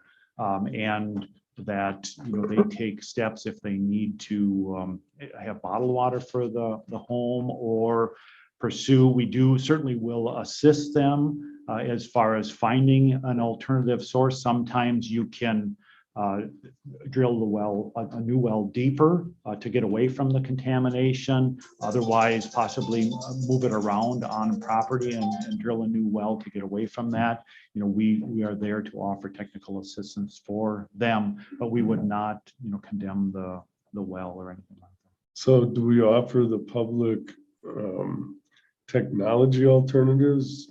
Is there a PFAS filter? Yes. That people can buy, or Yeah, something that removes nitrates? Yeah. So there certainly is. And unfortunately, we're experiencing that around the state up in the Marinette area. We have quite a number, hundreds of wells that are contaminated, as well as on French Island.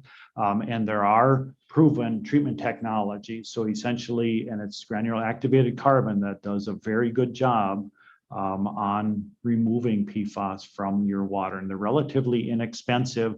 The key there always is read the manufacturer's instructions and change that filter. No different than if you have a filter, if you have water in your refrigerator and you have a carbon filter, shouldn't be there forever. You need to make sure that you read the manufacturer's instructions and follow their recommendations on removing that. And if you do, you can be assured that you're drinking safe water, and it's removing, particularly PFAS and granular activated carbon is very effective at removing that.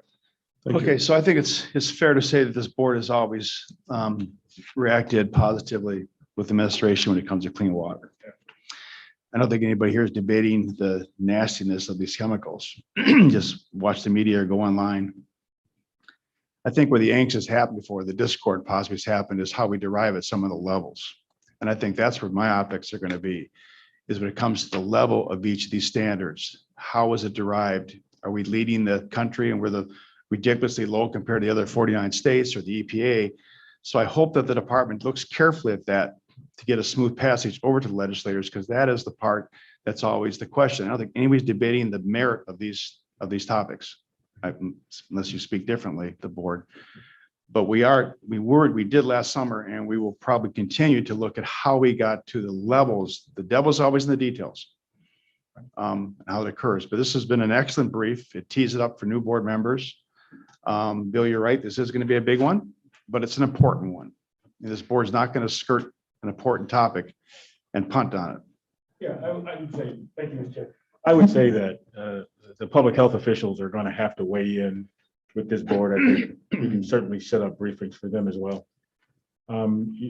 Like anything else, you're going to get calls from industry officials. You're going to get calls from localities and mayors and village presidents that are already upside down as it relates to clean water and PFAS. You're going to get that phone call. So I would prepare yourself for that. We're going to give you all the information you need to answer those questions. That's what Doc is asking us to do. Right. Go ahead. Chair Praying, if I could. Said Bill, 1 second. Yeah, Jim? if I can just respond to your comment Okay. about that, and Dr. Prain's going to be talking about the process that that Department of Health, Dr. Prain. I don't think I'm gonna be there. Yeah, you might.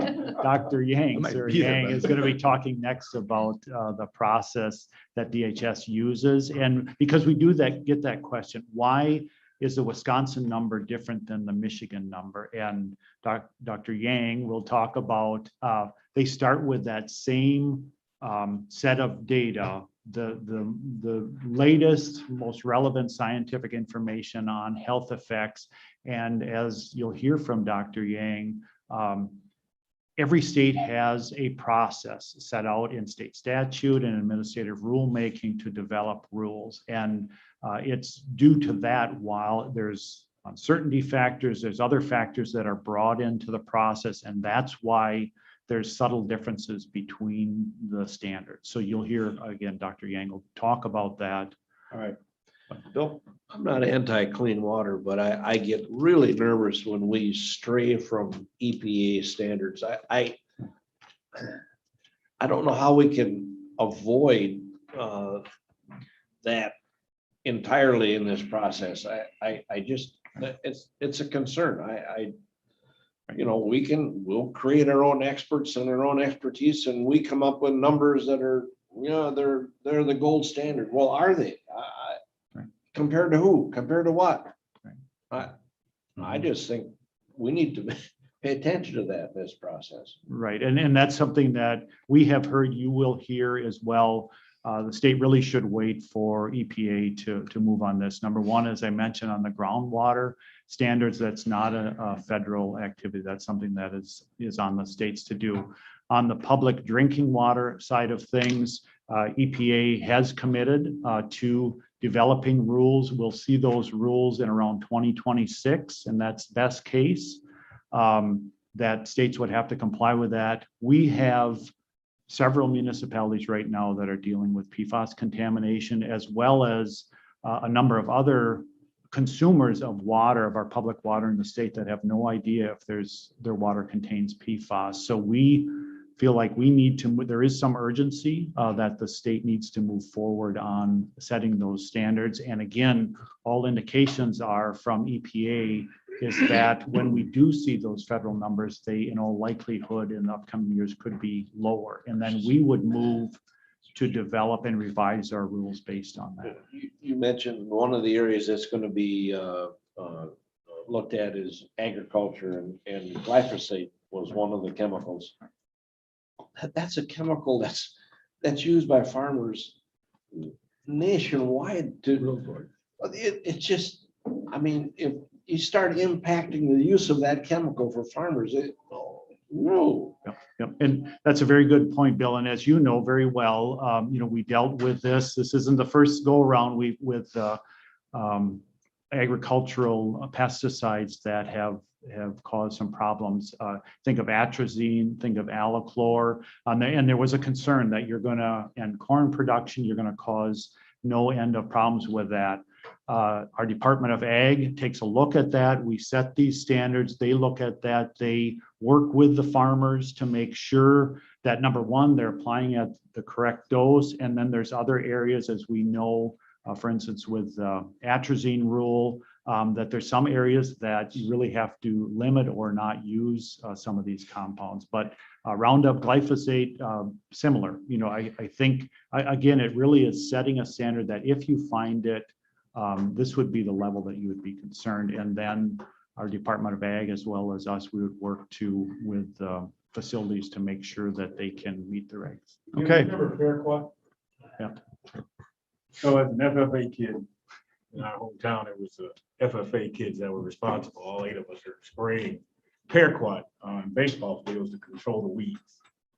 I'm sure my fatty tissue has Paraquat in it, and it's a cancer-causing agent. And so as a 14, 15, and 16-year-old kid who's responsible for spraying on fields, who knew then that Paraquat was dangerous to our health system? Who knew then that people who spray Roundup for 30 or 40 years are going to have cancer?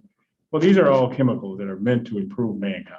Sometimes They don't do that. Sometimes they do. But what we're talking about, the impacts of the human genome relative to these chemicals. We know more now, and that can advise us going forward as to, can you slow some of this stuff down? Can we make mankind a bit better because of the 138 times that the DNR and the Natural Resources Board and the legislature and the governor were convinced that these 138 chemicals were bad for the human genome. We've done it before.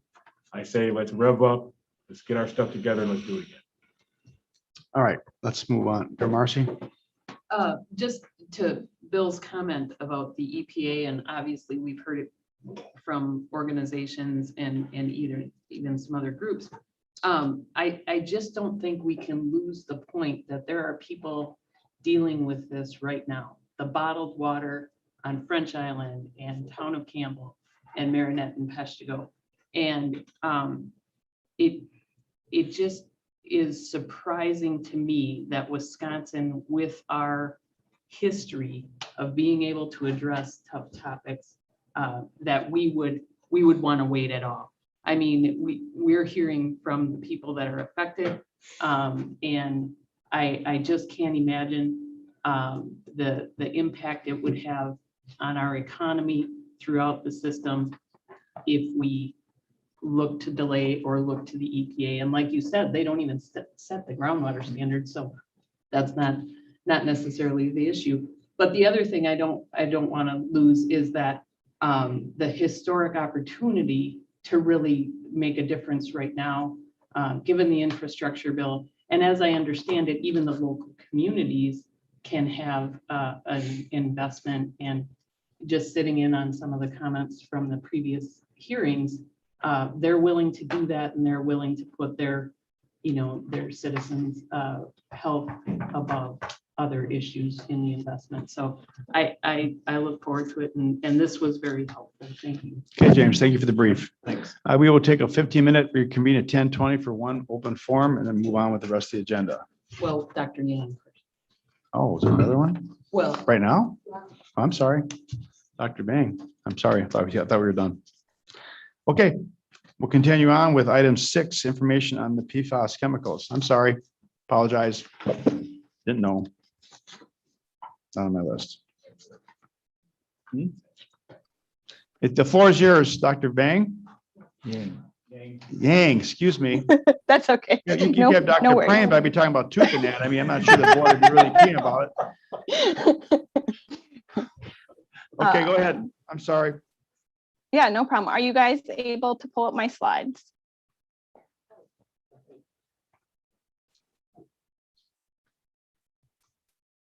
Thank you. So I am Dr. Sarah Yang. I'm the groundwater toxicologist and program manager in the Bureau of Environmental and Occupational Health at the Wisconsin Department of Health Services. Thank you for having me today. I'm going to go over really high level the groundwater standards process, and then talk more specifically about how we look at scientific research when we're setting groundwater standards. Next slide, please. And you can click through this, I think, a couple times. That's good, thank you. So as Jim mentioned earlier, and Darcy, the process for developing groundwater standards is specified in state statute and includes many different state agencies and has multiple steps. So the first step in this process is having agencies like DACCAP or DNR identify substances that have been detected in groundwater or could get into groundwater in this state.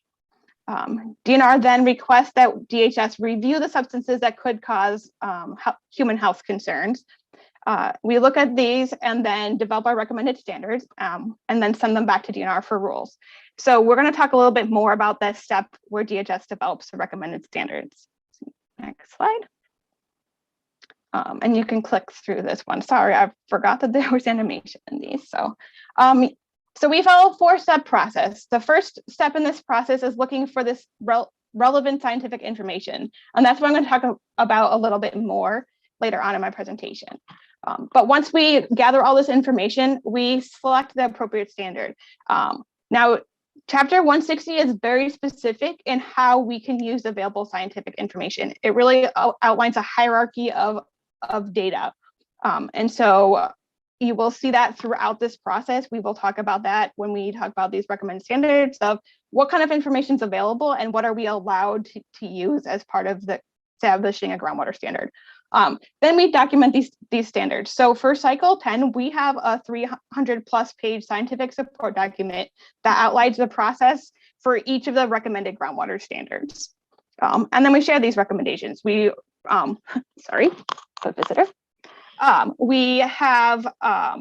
We participate in advisory board meetings. We come to the board. We have information on our webpage, whatever is needed to help, the public and stakeholders understand what these recommendations are and how they were developed. Next slide. I think we can click through this one.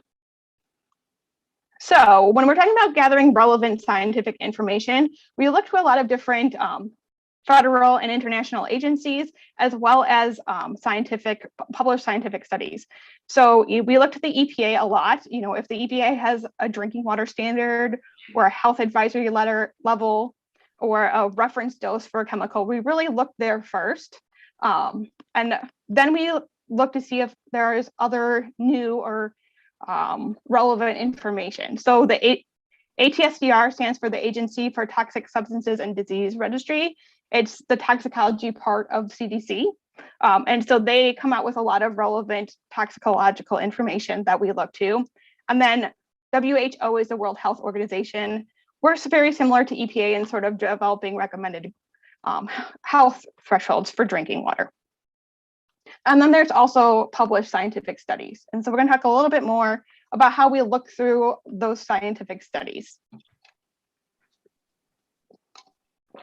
Yep, we can go to the next slide. So we use a multi-step process when we're looking at these scientific studies. And so first I want to start by defining what peer review means. You might have heard the term peer-reviewed studies. And this is a process where someone's research paper gets subjected to review by others in the field. So many scientific studies are published in what's known as a peer-reviewed journal. They submit their paper to the journal finds reviewers, of similar scientific understanding or background. And those reviewers are very critical when they're looking at that scientific publication and lay out what needs to be changed, or sometimes they say, no, we don't want this paper published. You need to go do X, Y, and Z. So it's a very scrutinized process to make sure that the study is, as scientifically valid as possible. So when we are looking for studies to use to develop the groundwater standards, we're looking for specific kinds of studies. So for cycle 10 specifically, for all the contaminants, we screened roughly 9,000 studies. And we filtered these out to be studies that are relevant to human health. And so once we filter those through, we come up with what we've termed key studies. So these are studies where we want to look a little bit more into these to see if they are appropriate for using to set these standards. And then we narrow those down a little bit more to get to what our critical studies are. And those are the studies we would say okay, let's pick one of these to use to get to the actual number. So if you go to the next slide, we'll talk about how we define a key study and then a critical study. So these key studies have to use a relevant animal model. So for instance, if we're trying to protect public health, we're not going to use a study that was done in a toad or a fish. We want to look at something that was done in a rodent or a monkey. Sometimes studies that have been conducted among people, epidemiology studies, but those are usually hard to come by and usually hard to get a specific number out of. Then we want to make sure that the study clearly describes, the design that they used, their methods, the results, and used some sort of statistical approach to test their hypothesis. And that's all clear from the available information in that study. So we can go to the next slide. So once we've narrowed down to these key studies, then we look again more closely to say, which of these studies can we use to actually come up with a number, a threshold? So for these studies to be considered a critical study, we want this experiment to have exposed these animals to multiple doses, right? We want to be able to say like, okay, at this level, nothing happened, but at this level, something happened. And did it for a period of time that's relevant for protecting human health, right? Exposing an animal for one time to a chemical is not consistent with what we're trying to do in setting groundwater standards, right? We want to protect people that are exposed every day drinking their water. Then we want to make sure that the results that we're seeing in the study are relevant for humans. So sometimes there are specific things that happen in a rodent that don't happen in people. And so we just want to make sure we're looking at those effects that can happen in people. And then the results are consistent with other studies. So this doesn't necessarily mean that we have to have more than one study showing the exact same thing, but that like the available pool of information is supportive of this kind of finding. Sometimes, you know, there's a study that found something very interesting, very unique, but we don't know for sure, right, how reproducible that is. So we want to make sure we're finding things that have strong evidence for being possible in people. You can go to the next slide. So that's how we look for those studies. Now, I mentioned before that Chapter 160 is very specific in the type of information we can use. So I think, can you click through this one a little bit too? So we can use this scientific information in certain cases. So you wanna, yeah, and one more, thank you. So we can use it if there's no federal number or EPA value. What this means is that there's no maximum contaminant level established by EPA, no drinking water standard, no lifetime health advisory, or no oral reference dose or anything set by EPA that we could use to come up with a concentration in drinking water. That's the case for certain contaminants on the cycle 10 list, definitely more in the next cycle that you'll hear about, cycle 11. But more commonly for the cycle 10 contaminants, we use this information because it was not considered when the federal number or EPA value was established. So for instance, for PFOA and PFOS, EPA established a lifetime health advisory in 2016. Since that time, there's been hundreds and hundreds of studies conducted on these chemicals. That's how much more new information, how much more studies are being done right now. And so we, you looked at what EPA had done and then take from that point forward to see what new information is out there that and is that supportive of the number that EPA used in 2016, or does it indicate that we need to go a different way, that this information suggests, that number should be either higher or lower. And for the case of PFOA and PFOS, it indicated that number needs to be lower. But for other contaminants, we've actually recommended a higher standard because of this new information. All right, go to the next slide. So I want to touch really quickly a little bit on this concept of combined standards. So as you may recall, we recommended a combined standard for PFOA and PFOS. So this combined standard applies, if you only had PFOA, this number applies. If you had only PFOS, or if you had two of them, we're using this standard. We're doing this for PFOA and PFOS for several reasons. They both are found in the environment together. They stay in the bodies for long periods of time. And we know that they can cause similar health effects through similar ways in our body. And so that means that if we're exposed to both of them at the same time, that they can, if we had separate numbers for each of them, they could add up and cause double health effects, and we wouldn't want that to happen. This is not a new concept. We've done this before for several other groundwater standards. So some examples are PCBs, trimethylbenzenes, and dichloropropene. So we could always talk more about kind of how we've used that approach in the past, but just to let you guys know why we recommended that and that this is not, a brand new concept. And then, next slide. So as you guys are well aware, there are many opportunities for public input in the rulemaking process, right? We developed draft recommended groundwater standards. We're waiting for the public comment period to conclude to take in all that comments we've received from the technical advisory committee, from people reaching out to us directly from these hearings, to make sure that the science we use is the most appropriate science at the time. You know, we recommended these standards in 2019. Things have changed. There's new information available for some of these substances. So taking all that into consideration before the final recommendations are made. So this just, in the blue highlights all the places where the public can participate in the rulemaking process. You can go to the next slide.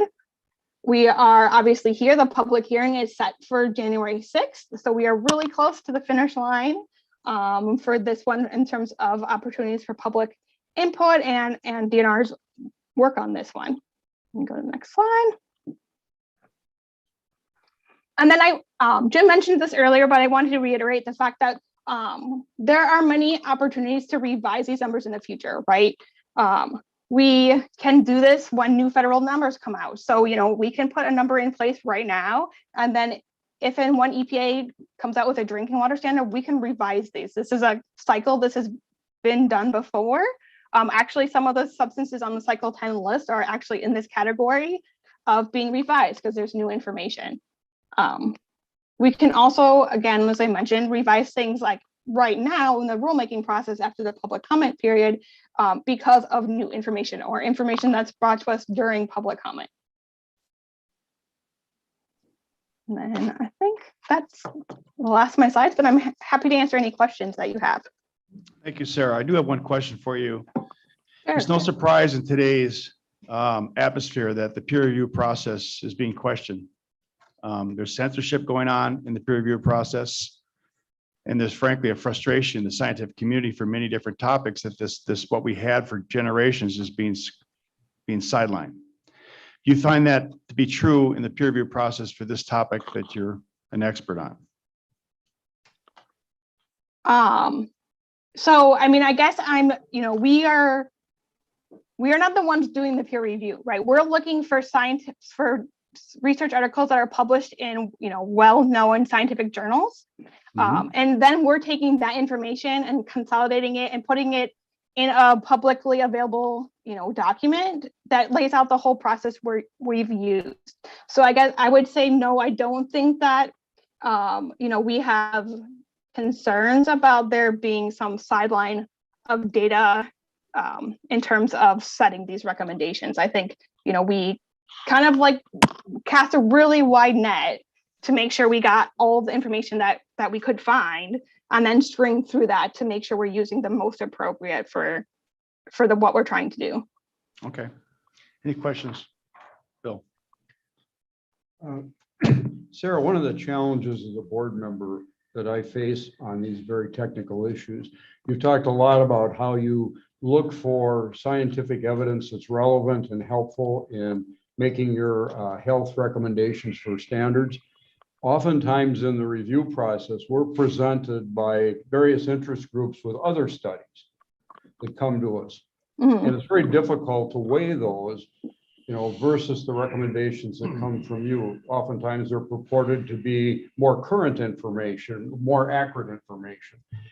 Could you talk a little bit, can you provide advice or help to us on how we sort the wheat from the chaff? Yeah, no, that's definitely a great question. I think, things that I personally would look for would to make sure that the study that they're presenting to you is actually published, right? I know there's a lot of industrial groups that are doing their own research in-house, which is great, right? We want to make sure that they are, researching their products, making sure they're safe, but it's hard when that information isn't put out to the scientific community for their input in the process, or their input in, hey, have you thought about doing the experiment this way? And so I think one thing is like making sure that that's published in a journal that does, have peer review. There are some journals out there that will just accept any paper. So one of those ones that, others in the scientific community have looked at and support that scientific information. I encourage people, like if people have that kind of information, it would be really great for them to submit it to the, public during the public comment period, right? So that we can weigh in and we can look at that information. I mean, we're at DHS happy to help, talk through, if you get a study, you just want to talk through it and how it differs from what we recommended, we're happy to help in that process. Terry. Thank you for your presentation. In your last slide, you talk about future groundwater cycles. What's a future groundwater cycle? Right, yeah. So you may have heard Jim say we're in cycle 10 right now, right? So since the 1980s, we've established over almost 140 groundwater standards, and they've been done in batches or cycles. So we're currently in cycle 10 of groundwater standards. You will hear, shortly about cycle 11, which is like the next set of PFAS and ag chemicals.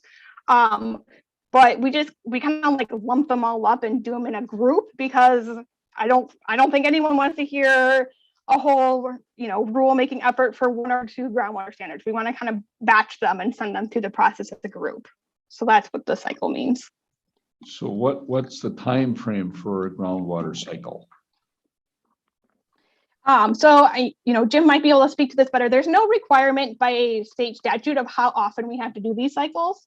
So it's a little bit different than some other rules that, like EPA sometimes says, oh, every X number of years you should do this.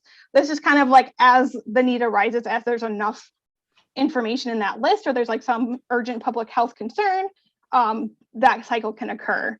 I think there's also opportunity for the public to weigh in and say like, hey, we are worried about X. Like, can you, put that on the list? Can you start this process?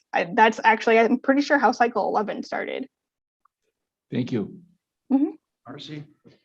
Is there thank you for your presentation. Is there a network, like we know that Minnesota and Michigan have already or are in the process a bit ahead of us. Is there a network for comparing state to state standards and what they're learning as they implement the new standards? Yeah, that's a great question. I'm not aware of any like specific group for that exact purpose, but there are definitely groups, between different state toxicologists and state drinking water regulators that we meet pretty regularly with. We do know that the ITRC has like this table that they update quarterly or maybe even monthly that summarizes all the different recommendations that each, I do not know what ITRC stands for. But I can. Jim's smiling under his mouth. Darcy and Jim can help us out. Yeah, like there's words in the middle that I could like try to figure it out, the IT, but anyways, so we can definitely share like this, just like a summary. Yeah. Just hold a second, Sure. Darcy. It's unfortunate that we're not in the. So Darcy Foss again, there is a number of folks monitoring exactly what you're saying, Marcy, and the Interstate Technology Research Council, which is an arm of the Environmental Council of States, does that. The Environmental Council of States also has a PFAS group that has all the states on it and industry if they want to attend. And so there's often states presenting or industry or environmental consultants presenting. So they are tracking all that and the assumptions that they're working off of. And then we do chair with Preston a Great Lakes States PFAS working group as well. And so we've been talking and we work a lot with them, and we know exactly what Michigan is this week is hosting a giant week-long PFAS conference for all the states and industry. So there's lots of that going around, and we understand why we differ a little bit on what we're doing. But often, as Jim has said, and Sarah, it's what is in that state law and what those inputs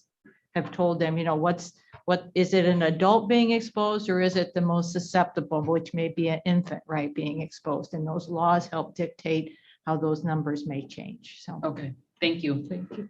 Okay, thank you. Any questions, Cass? I just have a couple.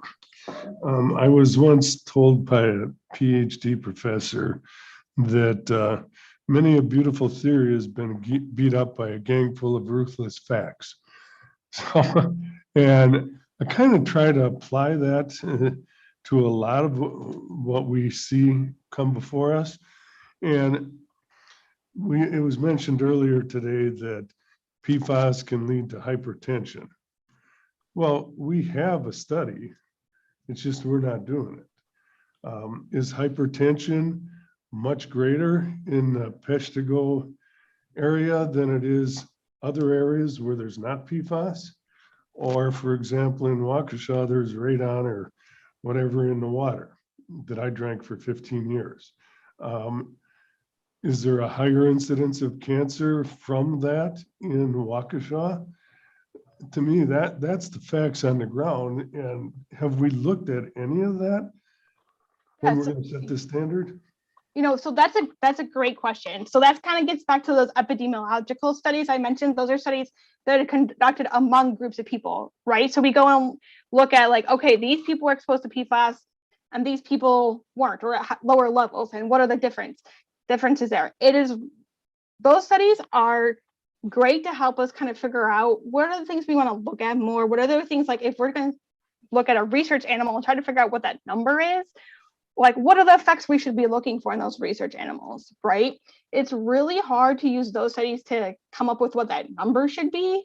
It's also really hard to have studies like that come out with a statistically significant effect, because you need to have a really large population to see differences between groups of people, right? So for example, if we went to Peshtigo and did a study and asked people, and looked at their health data over time, there's a decent number of people who live there, but we probably would need even more than that in order to be able to say, like, for sure, like this, statistics tell us that this group is worse off than this group. Like it's just really challenging. And I'm not an epidemiologist. So, like for more technical aspects of that, I would refer you to Dr. John Myman, who was not able to join us today. But the other aspect is that, right now we know from PFAS levels in people's drinking water over a certain period of time, right? We don't know what their historical exposure was. Was it higher in the past? Was it lower? So it's really hard to pinpoint like were those effects a cause of that health effect that you're seeing? I get it. It's hard, Sarah, but it may be hard, but it's necessary. It's really necessary before you start. Right. So, so there are these epidemiological studies out there. I guess from a toxicologist. We got to wrap things up. Okay. Any other questions for Sarah here? Okay, thank you, Sarah, for your presentation. Yeah, take care. All right, we will convene at 11:45, overflowing with one person, 10:45, thank you. And then move on to Lake Michigan and Green Bay Commercial Fishing Study Update.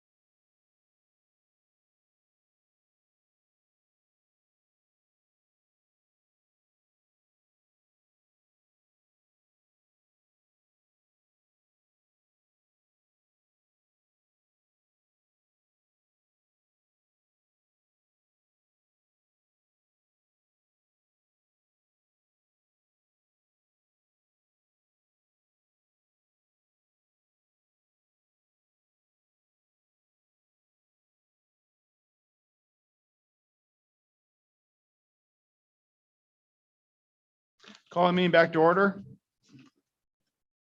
Has anybody signed up? Sorry.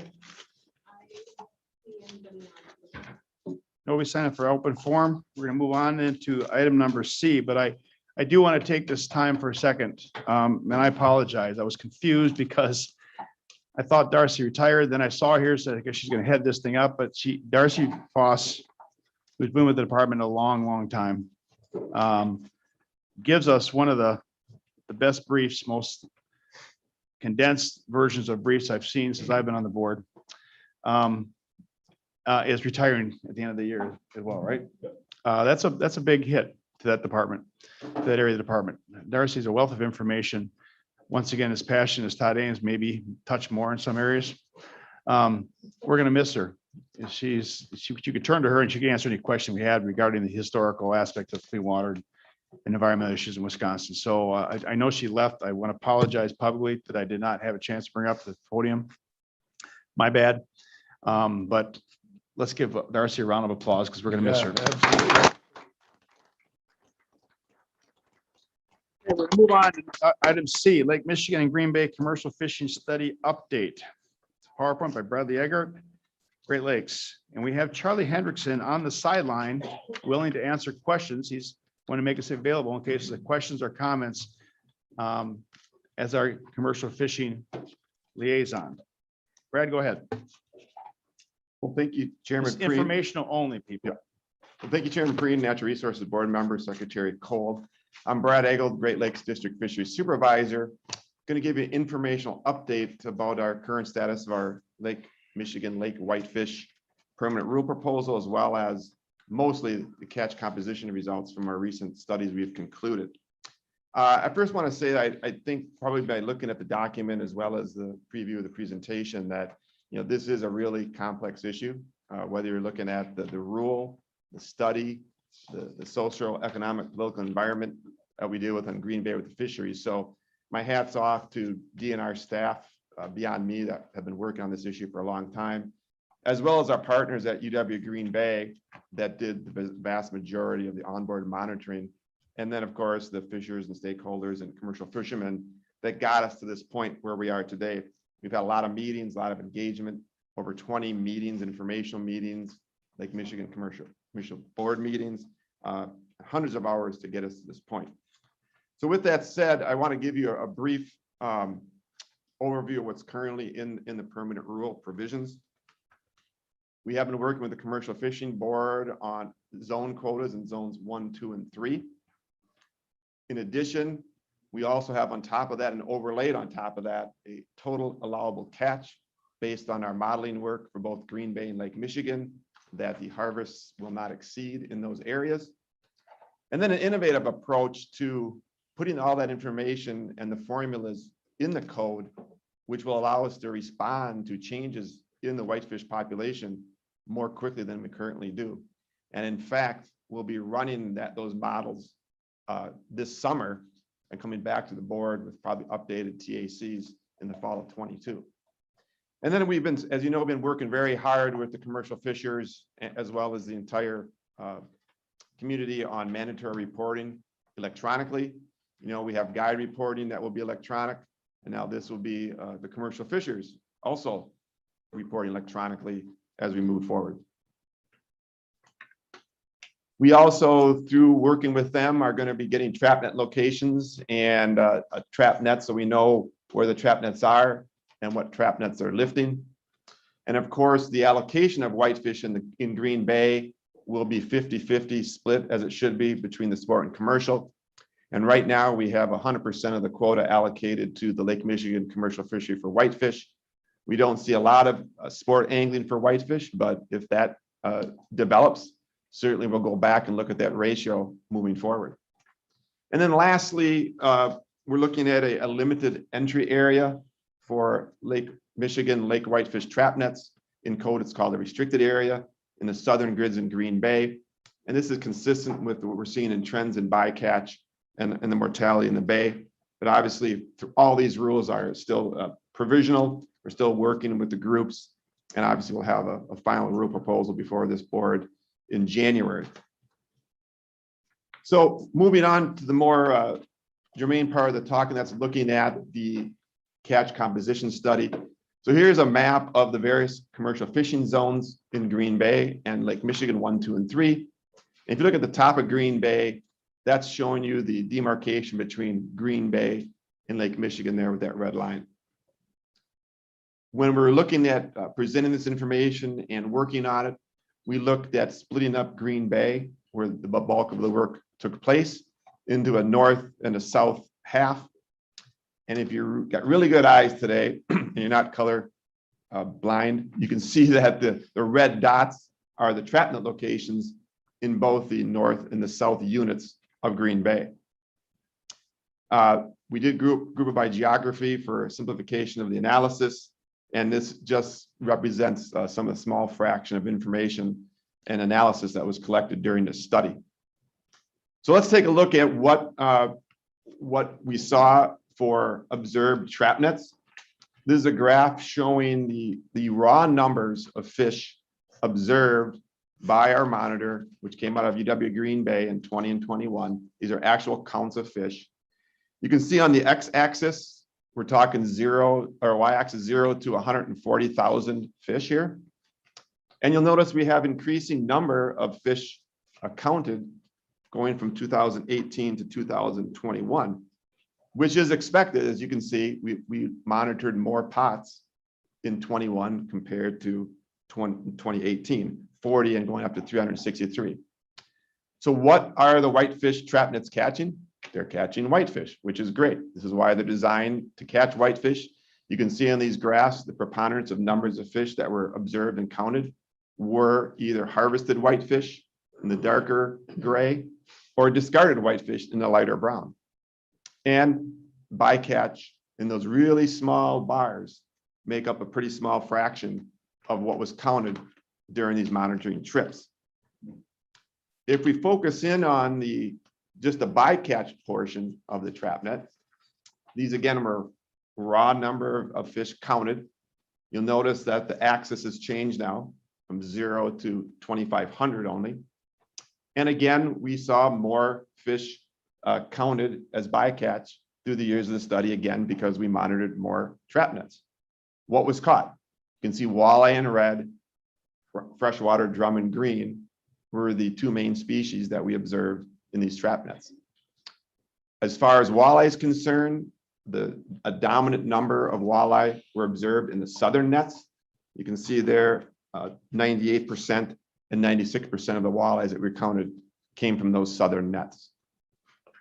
And then you have a lot of other species there, which are kind of small to see, but that made up what was observed. A lot of different species comprised in the nets, but the majority were the walleye and freshwater drum.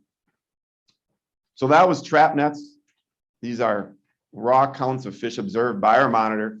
Same thing we did obviously for gill nets. In 2020, we only had 5 monitors. So the data you have before you is for 2021. There were 33 miles of gill nets that were monitored. And you can see a little bit different story here.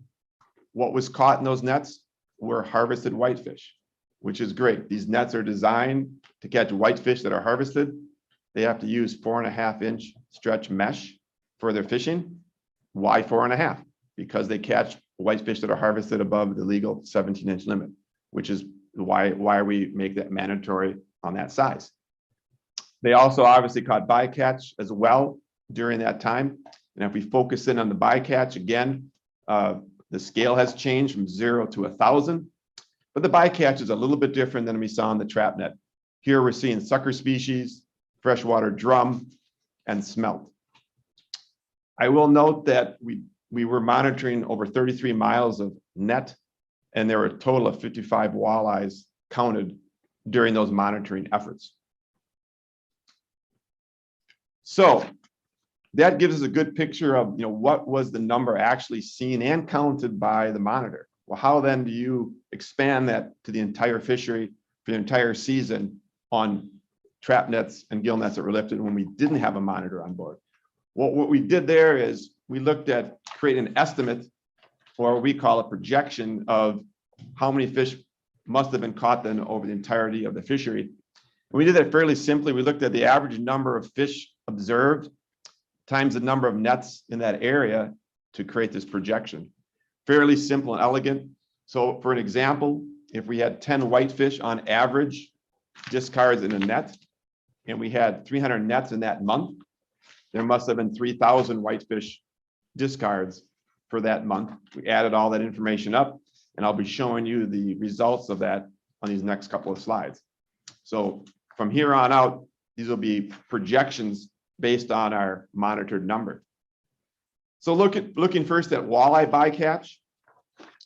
I will note that the left-hand side is a number caught, and the right-hand side is the mortality or number of dead walleye.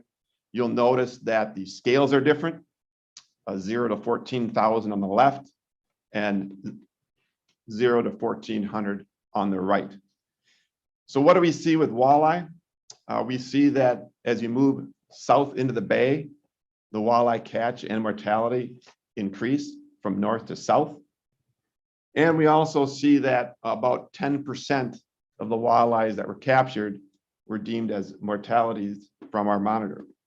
So if you look at that south 2021 yellow bar, there's about 12,000 that were projected to be caught. And if you look at the right-hand side, that yellow bar, about 1,200 that were dead. So similarly, we also looked at the, let me skip one. We looked at the whitefish bycatch. This is whitefish that are discarded by the commercial fishing during their normal operations.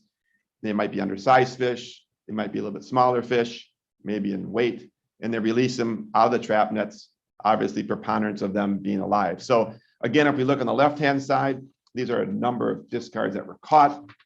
Fairly large scale here, 0 to 600,000. And again, more whitefish seen in the southern trap nets than in the north, which is in blue, and south in yellow. On the right-hand side, again, we have mortality of whitefish that are died. And we see that because there are more caught in the south, there's more mortalities in the south.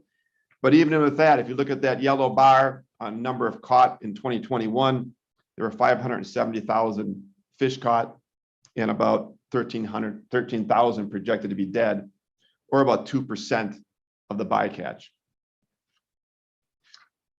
And then lastly, when we look at these projected numbers, we turn our attention to the gillnet fishery. This is information from the south in 2021. And here we're looking at both whitefish discards and walleye discards. And we looked at two ways for commercial fishers to fish. One are day sets, which are usually set for 4 or 5 hours, and then overnight sets, which obviously are set overnight and lifted the next day. Not surprisingly, there's more discards and more mortalities of walleye when you fish overnight with gill nets. But I'll have you note the scale here is only 0 to 300. So even with projections, very low numbers of whitefish discards caught, as well as low numbers of walleye. So how then do we take this information and put it in perspective of what's in the bay as far as walleye and whitefish? One way to look at that is to look at the sport harvest of Green Bay walleye by location. Here's a graph over time showing that number. You can see that we've been averaging about 90 to 100,000 walleye harvested in the sport fishery over that time frame. When you take a look at the numbers from the commercial fishing operations, it represents about 1 to 1.5% of the sport harvest as far as walleye projected to be dead from commercial fishing operations from our monitoring efforts. Another way to put this in perspective is to look at our population model for walleye. Here is a graph showing the total abundance in blue and the age 3 and older walleye in orange. You can see that the walleye and older in orange is hitting around 1 million fish here in 2019.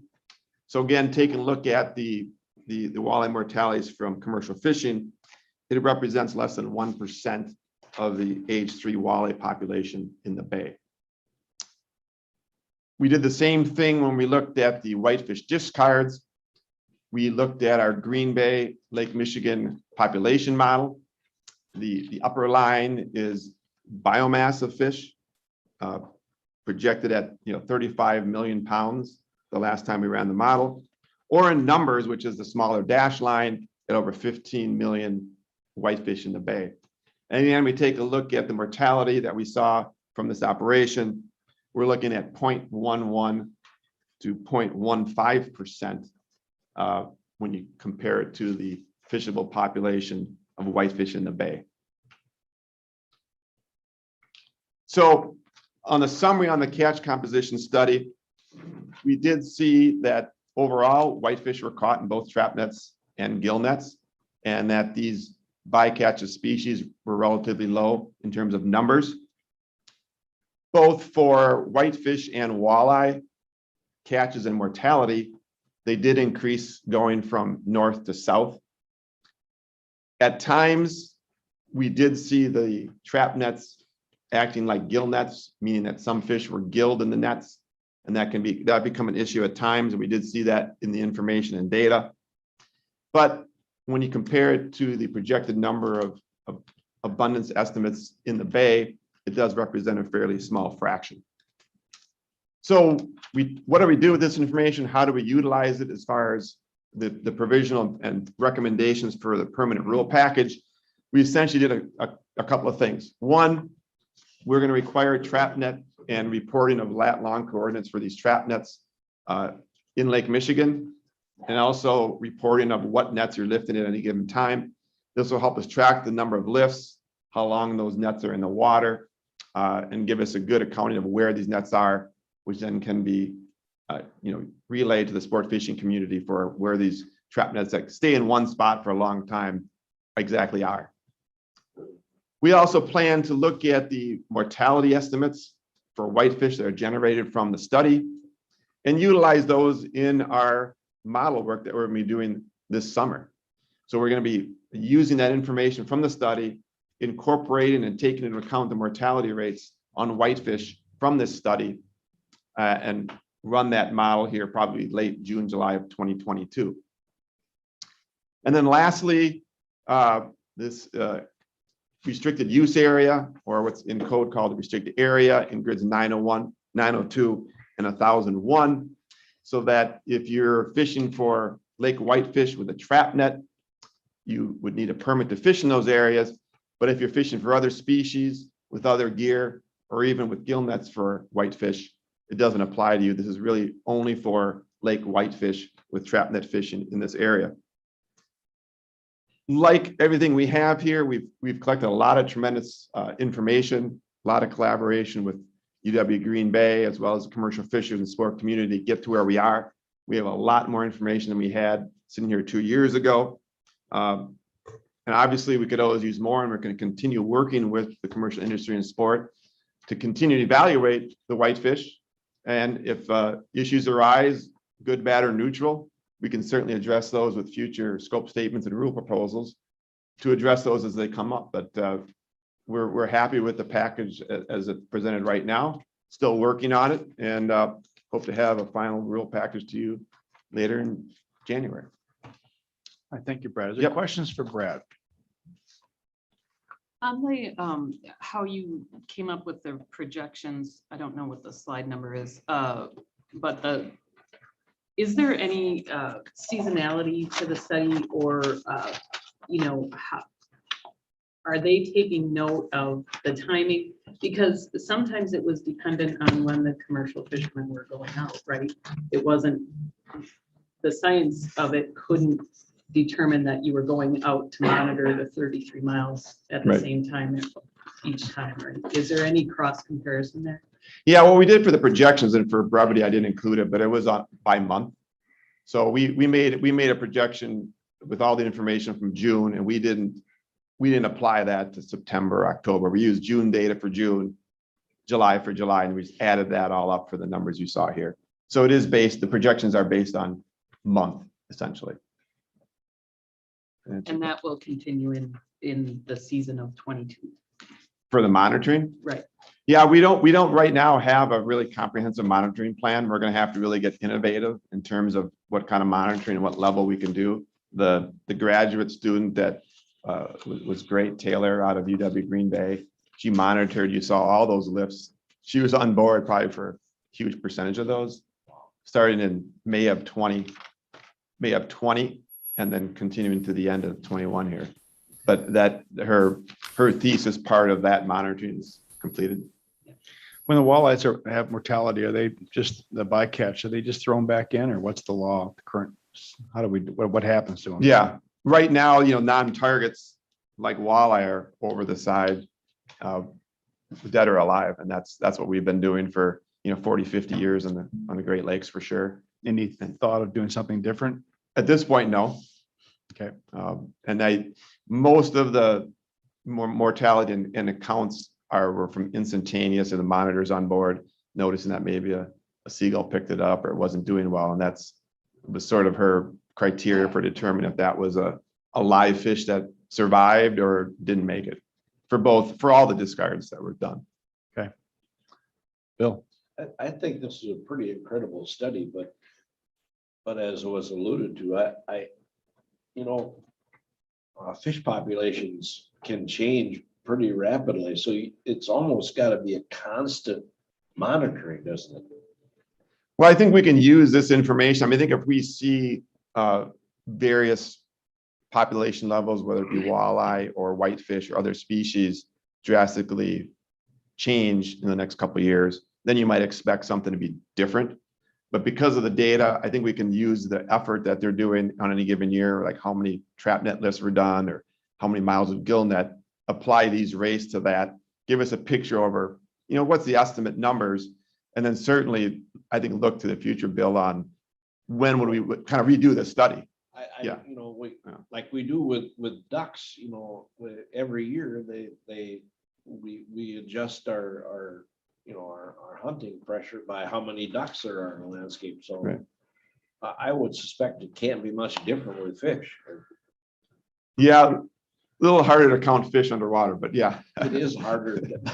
But yeah, I think part of the ongoing efforts are going to be working with the commercials and other innovative ideas to do as much monitoring as we can. And the nice part about what's in the rule right now, and I alluded to it earlier, is that it does have the mechanism where we can redo these models at least every 3 years. We could do them sooner, but usually the models don't change from 1 year to the next. That's why we're doing every 3 years. And if we need to come with a revised total allowable catch every 3 years, be back before the board, we'll certainly do that. Could be sooner. But you can't plop in your lazy chair and put your feet up. No. Terry. Brad, you mentioned the value of UWGB's master's student helping us. What are we doing to work with UWGB to make this a permanent type of programming? We haven't, yeah. Do we need to allocate funds from the fisheries licenses, or what do we need to do to provide that opportunity? Because you've said how valuable that information was. And, we need to nurture that relationship. And how do we do it? It's usually by money. Yeah, we haven't really engaged in those. Where a lot of I was reading another master's work. They were doing work over in Lake Huron, and their report contained all manner of analysis off the data, which I'm sure Taylor will do once she gets her master's work completed.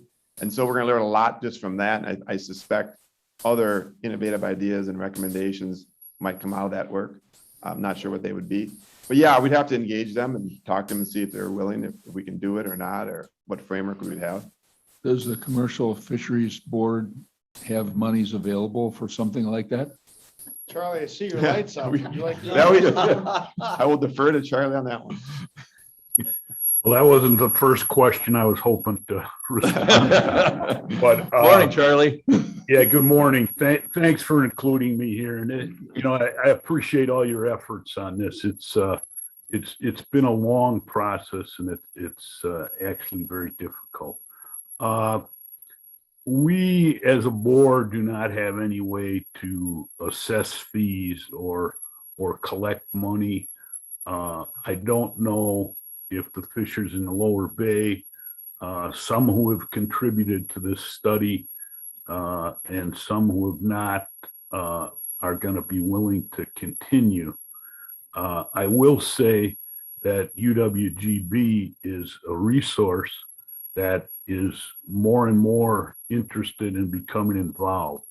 Dr. Forsythe, who oversaw the graduate student, is on the NER committee that's looking to establish a national estuarine research reserve in Green Bay. They're right now deciding on a site, so we don't know if it'll be in Green Bay, Sturgeon Bay, who's making a concerted effort to get it there, or in Marinette. But UWGB is the main contact with NOAA on this. So there's going to be some interest in continuing. I know UWGB applied for some Salston Kennedy money, federal money that's for fisheries research, to expand on this study, to answer some of the questions that have been raised as we've done this study, and also look at some of the bycatch and barotrauma and mortality in the sport fishery also. So it would give us a big deal. But I'm not going to take a huge amount of your time, but sure, we'd be happy to discuss that. You know, every 2 years I have a form letter when funding for fisheries activities comes up, and you know, there's always different things and who benefits from the research we do, and where do we go next? So that, you know, that's an open question. I know that our DNR does a tremendous amount of monitoring in Lake Superior, and we really dropped the ball in Lake Michigan and Green Bay and haven't done much for the last 20 years. And that's why we proposed this study to answer these questions.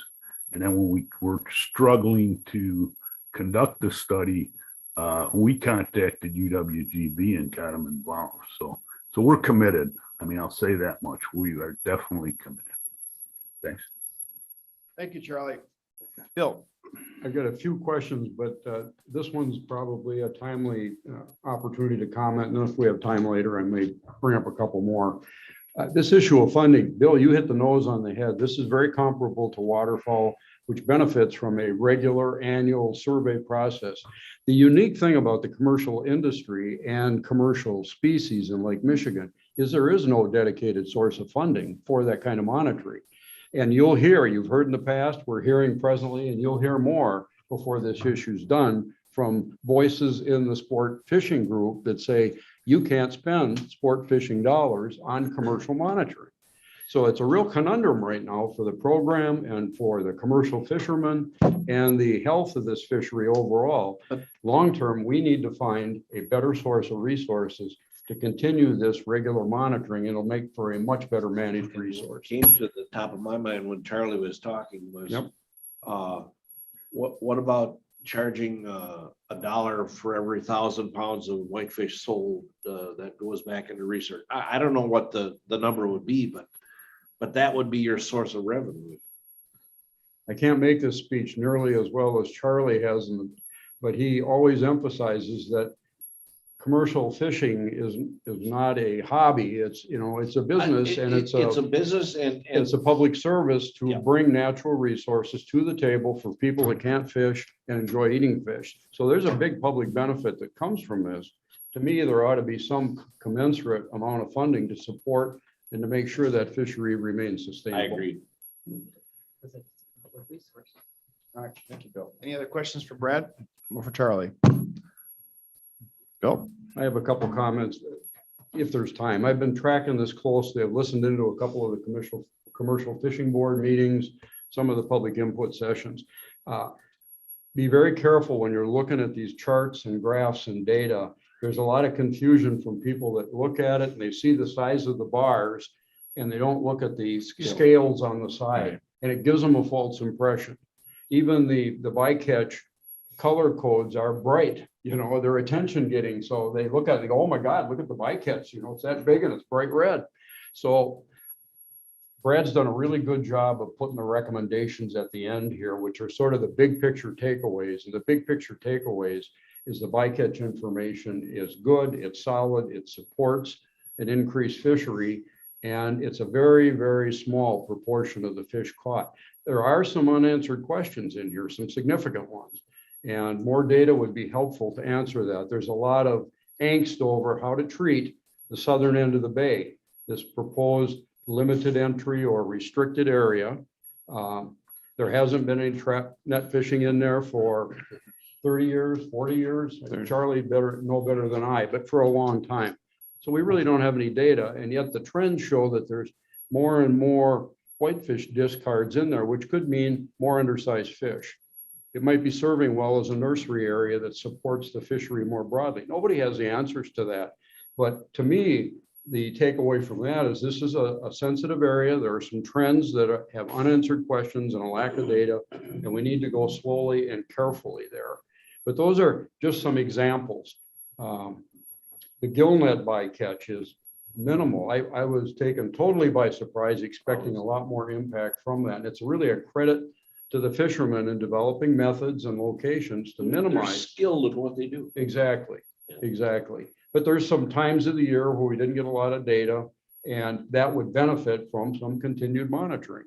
So again, one kind of begets the other. But in reviewing the data and hearing questions from the public, really watch those scales on the charts and the numbers, and I stick close to the kind of the summary recommendations at the end, which are the takeaways. And it's really a tremendous amount of work from the university, the support of the commercial fishermen, and of course, department staff on this. Terry. Just two procedural things, and I've picked up on that scale thing. I would recommend that it be on separate pages, but it would also be really nice, Brad, if you numbered the pages. Gotcha. Okay, so this is coming to us January, February, when? January. January, okay. We'll look forward to seeing it. All right. Thank you. Brad. Yep. Okay. Thank you. I believe we're at Secretary Matters, Mr. Secretary. Yes, we are. Secretary Matters.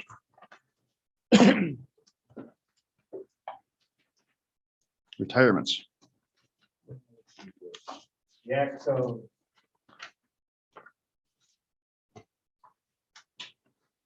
Let's see, have real estate. Retirement recognition. Well, let me get to Sandy first. Oh, okay. Well, out of order, that's fine. Sandy, thank you for making the trek once a month on your own cost and staying engaged. And remember, if you need one-on-one information, you can certainly pick up the phone and call me or Todd or Stephen, and we put you with the right folks.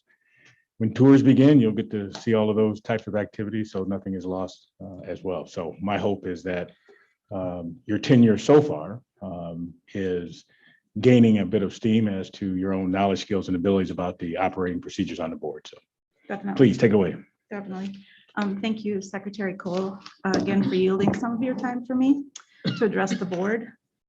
And I guess I'm not quite sure. Good afternoon, kind of, board members and Chairman Preen. I wanted to cover three things today. First of all, I want to say, Brad, thank you for those healthy whitefish populations. Maybe that'll take some of the pressure off of Lake Superior. The last 2 years, we've seen just a really incredible increase in the number of sport fishing for whitefish. And from personal experience, it's fun. It's very fun. So I wanted to cover three things today. One is the CDAC process, the Conservation Congress, and then school forests. I had the opportunity to meet with a couple different agency representatives on a few things, and I'll just bring that up as I go. While we still have a number of deer hunts happening around Wisconsin, we will start to look forward to 2022, early next year. The CDAC process will be ramping up. As a past CDAC vice chair for Bayfield County, it's important to recognize the vital role these committees volunteers play. it's a tough job. And I come at that from, my husband was a wildlife biologist, recently retired. And so lots of years of listening to that and going to meetings throughout his career. But then also as my tenure as a CDAC member. So one thing I urge the board to do before adjusting any county's processes or decisions is to read the justifications that the CDACs are required to put together as they're making their decisions. So their final justifications, they make those along the way. They give specific reasons why they are recommending whatever they're recommending. I didn't see that happen this year, this past summer or the year before. And so I just like that to be part of the process. If there are changes that are going to be made, let's bring that information. They work hard on those. And I can tell you that because I was the secretary as the vice chair doing all the minutes. We work hard on making sure we have the language that we want to present to not only the Deer Committee, but also to the Natural Resources Board. So there's so many factors that are involved in that. It's not as simple as, the public doesn't like the recommendation. So I urge you to use those recommendations before making any changes. The second thing I wanted to cover are the Conservation Congress. So as a member for Bayfield County, I was the chairman of the County Conservation Congress for a number of years. The process for transitions and recruitment for new members. Well, over the years, the Congress in each county has not changed very much in the past. We don't see a lot of transitions. We see a lot of people that have been on those committees for a number of years, but I suspect that might be changing, given the aging of our population, those people involved in these things. So I realized after leaving the chairmanship for Bayfield County that there's not a real clear process for recruiting and transitioning the positions within each county's Congress structure. And so just remind that these are volunteers, and helping them through this transition and recruitment assures a smooth transition and including diversity of experiences and ideas at the County Conservation Congress level. Lastly, I wanted to touch on the school forest program. I had the opportunity to meet with forestry leadership to help me understand the forestry programs, how they're run and how they're funded recently. And as we look at opportunities for our youth in conservation, one of the best programs available to Wisconsin's is the Wisconsin School Forest Program, which began in 1927. We recognized at that time the importance of understanding and interacting with the environment and getting out of the classroom. It's critical. From the DNR website, I learned that there are 238 schools with school forests located in all 72 counties. Those valuable resources provide opportunity for hands-on learning to demonstrate sustainable natural resources management, strengthen school and community relations, integrate environmental education at all levels, and at all grade levels, and then to produce income for environmental education activities for each school. As I enter my 14th year in education, 13 of those at Ashland, in the Ashland School District, which had a really robust school forest program. And then now at Drummond, which I see really nothing's been done in a little over 20 years. And so getting that connection back to our school forest is really, really critical, especially at this time. Retaining those young people in conservation activities like hunting and fishing and trapping. I think that connection they learned during the school day and not being locked up in a classroom. And that's what I feel like, especially during the pandemic. It feels like you're locked to, just like I think Todd had mentioned, being less Zoom meetings and more getting outside and creating that real understanding of what's happening in the outdoors, making that connection with what we're learning in the classroom. So we're seeing that decline in participation in a lot of activities. The big question is, how do we address that? Students having that connection with natural resource professionals through the school forest program is a great opportunity to see more successful adults and create a working relationship as they work together on school forest projects on a regular basis. And that's key, on a regular basis. And I'm lucky to have a forester who's working with Drummond. He's been he's meeting my students and understanding, making that connection with them, having a relationship with them, and getting them excited about getting outside and doing forestry work. And so that's pretty exciting.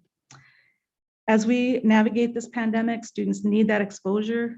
They benefit from opportunities that DNR is already providing, and exposure to school forests gives students an opportunity to also give back, and not just necessarily, I know we give a lot of opportunity for hunting, and students are able to harvest a bear or harvest a deer. Lots of opportunities there, free fishing weekend.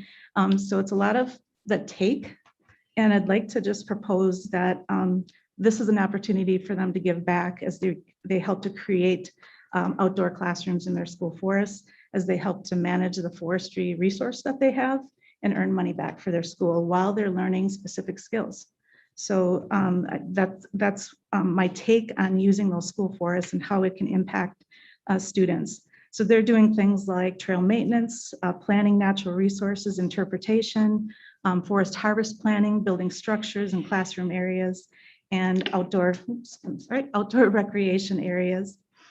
DNR professionals, along with classroom teachers, are making this happen for students. So let's keep this project going and this program going.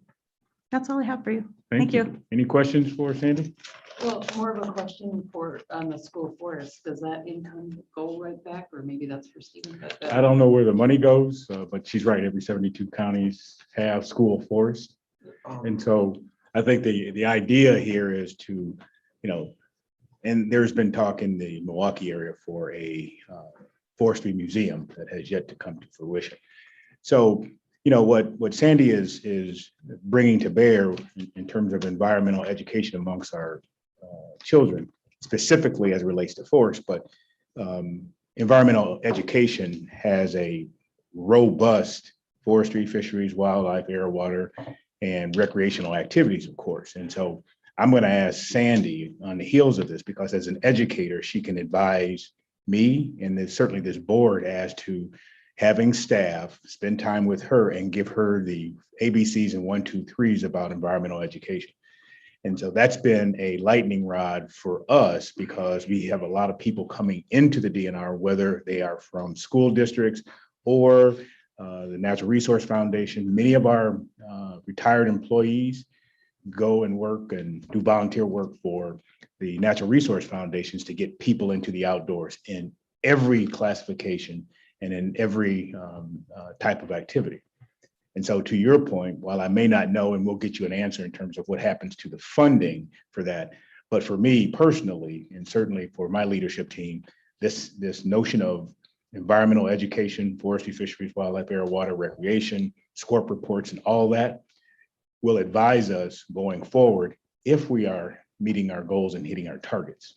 Yeah, and I think, in my other, like the Bureau of Commission of Public Lands, I think it's called, is also involved. Yes. There may be some opportunities for overlap there. We have had conversations. It's been a while since I've had that conversation with them. Certainly they have their own forestry programs and log timber as well. And so Sandy, if you're so engaged, Stephen, Todd, let's give Sandy the ABCs and 1, 2, 3s of our education programs, both inside and outside the organization, so that you can, again, have some ideas that you may want your colleagues to hear about. Bill? I was just going to comment, our school district has a small forest, and we work cooperatively with the DNR. They come in and mark the trees that are ready for harvest. We have a contract with a private harvesting. I don't know what they all do, but the proceeds go right directly to our school district. But there isn't a huge amount of money, Right. but yeah. Right, yeah. Any other questions? The main emphasis on education. Thank you, Sandy. Two retirements, Kathy M. Larry for 37 years in finance, and Jeffrey R. Sims, our air management program, 36 years. And Mr. Chair, I believe that concludes all of the secretary. Motion to recognize? Move. there a second? Second. All in favor, say aye. Aye. Motion passes. Okay, let's get down to board matters. Go to the tape. One question. for What's that? Press. I noticed we had an amended real estate transaction report, one deletion. Page 1. How- Was what that happened with page, Cheryl? It came out yesterday by email, Yeah. and the deletion changed some of the numbers as it filters through the spreadsheet. Cheryl? Page 1, correct? Well, Anybody who knows? I'm interested in why that was deleted. Cheryl Heilman, the attorney for the board. The deletion was because we had anticipated a settlement involving a case that isn't quite done yet. Oh, okay. Thank you. And so we are hopeful that we will be back next month. Okay, good. Thanks. All right, thank you. Okay, board matters. Bill, anything? Yes, I believe we have some unfinished business Have Lori get with these. board authority. And I would like the department or the administration, whoever, to present to this board exactly, where our authority is and where it isn't, because I don't want for there to be confusion on this issue going forward. And at present, I'm confused. Not sure that's a referral is going to go very far at this point because there's a disagreement, and the last time this board met, there was a chance for dialogue that never occurred. So I don't know, I don't know, Bill, what you're asking for. You're asking for a delineation from the secretary and the administration, what they feel that they can and can't do. It's a laundry list. I'm not sure that they want to provide. But Well, pressing. that's my request. Okay, That's my so requested. Make that note, Carrie. We'll talk about it Tuesday. Sharon? Terry? Merry Christmas to everybody. You bet. Yay. Kaz?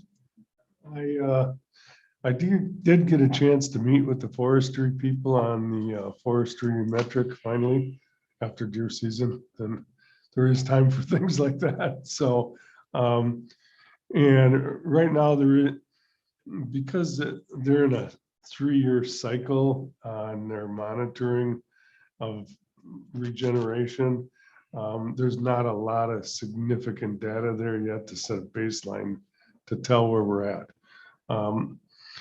Part of the concern there, though, is that was more supposed to be a browse type survey, and it was more about the deer. But you can't help forestry guys to want to make it more about the forest because that's the way they are.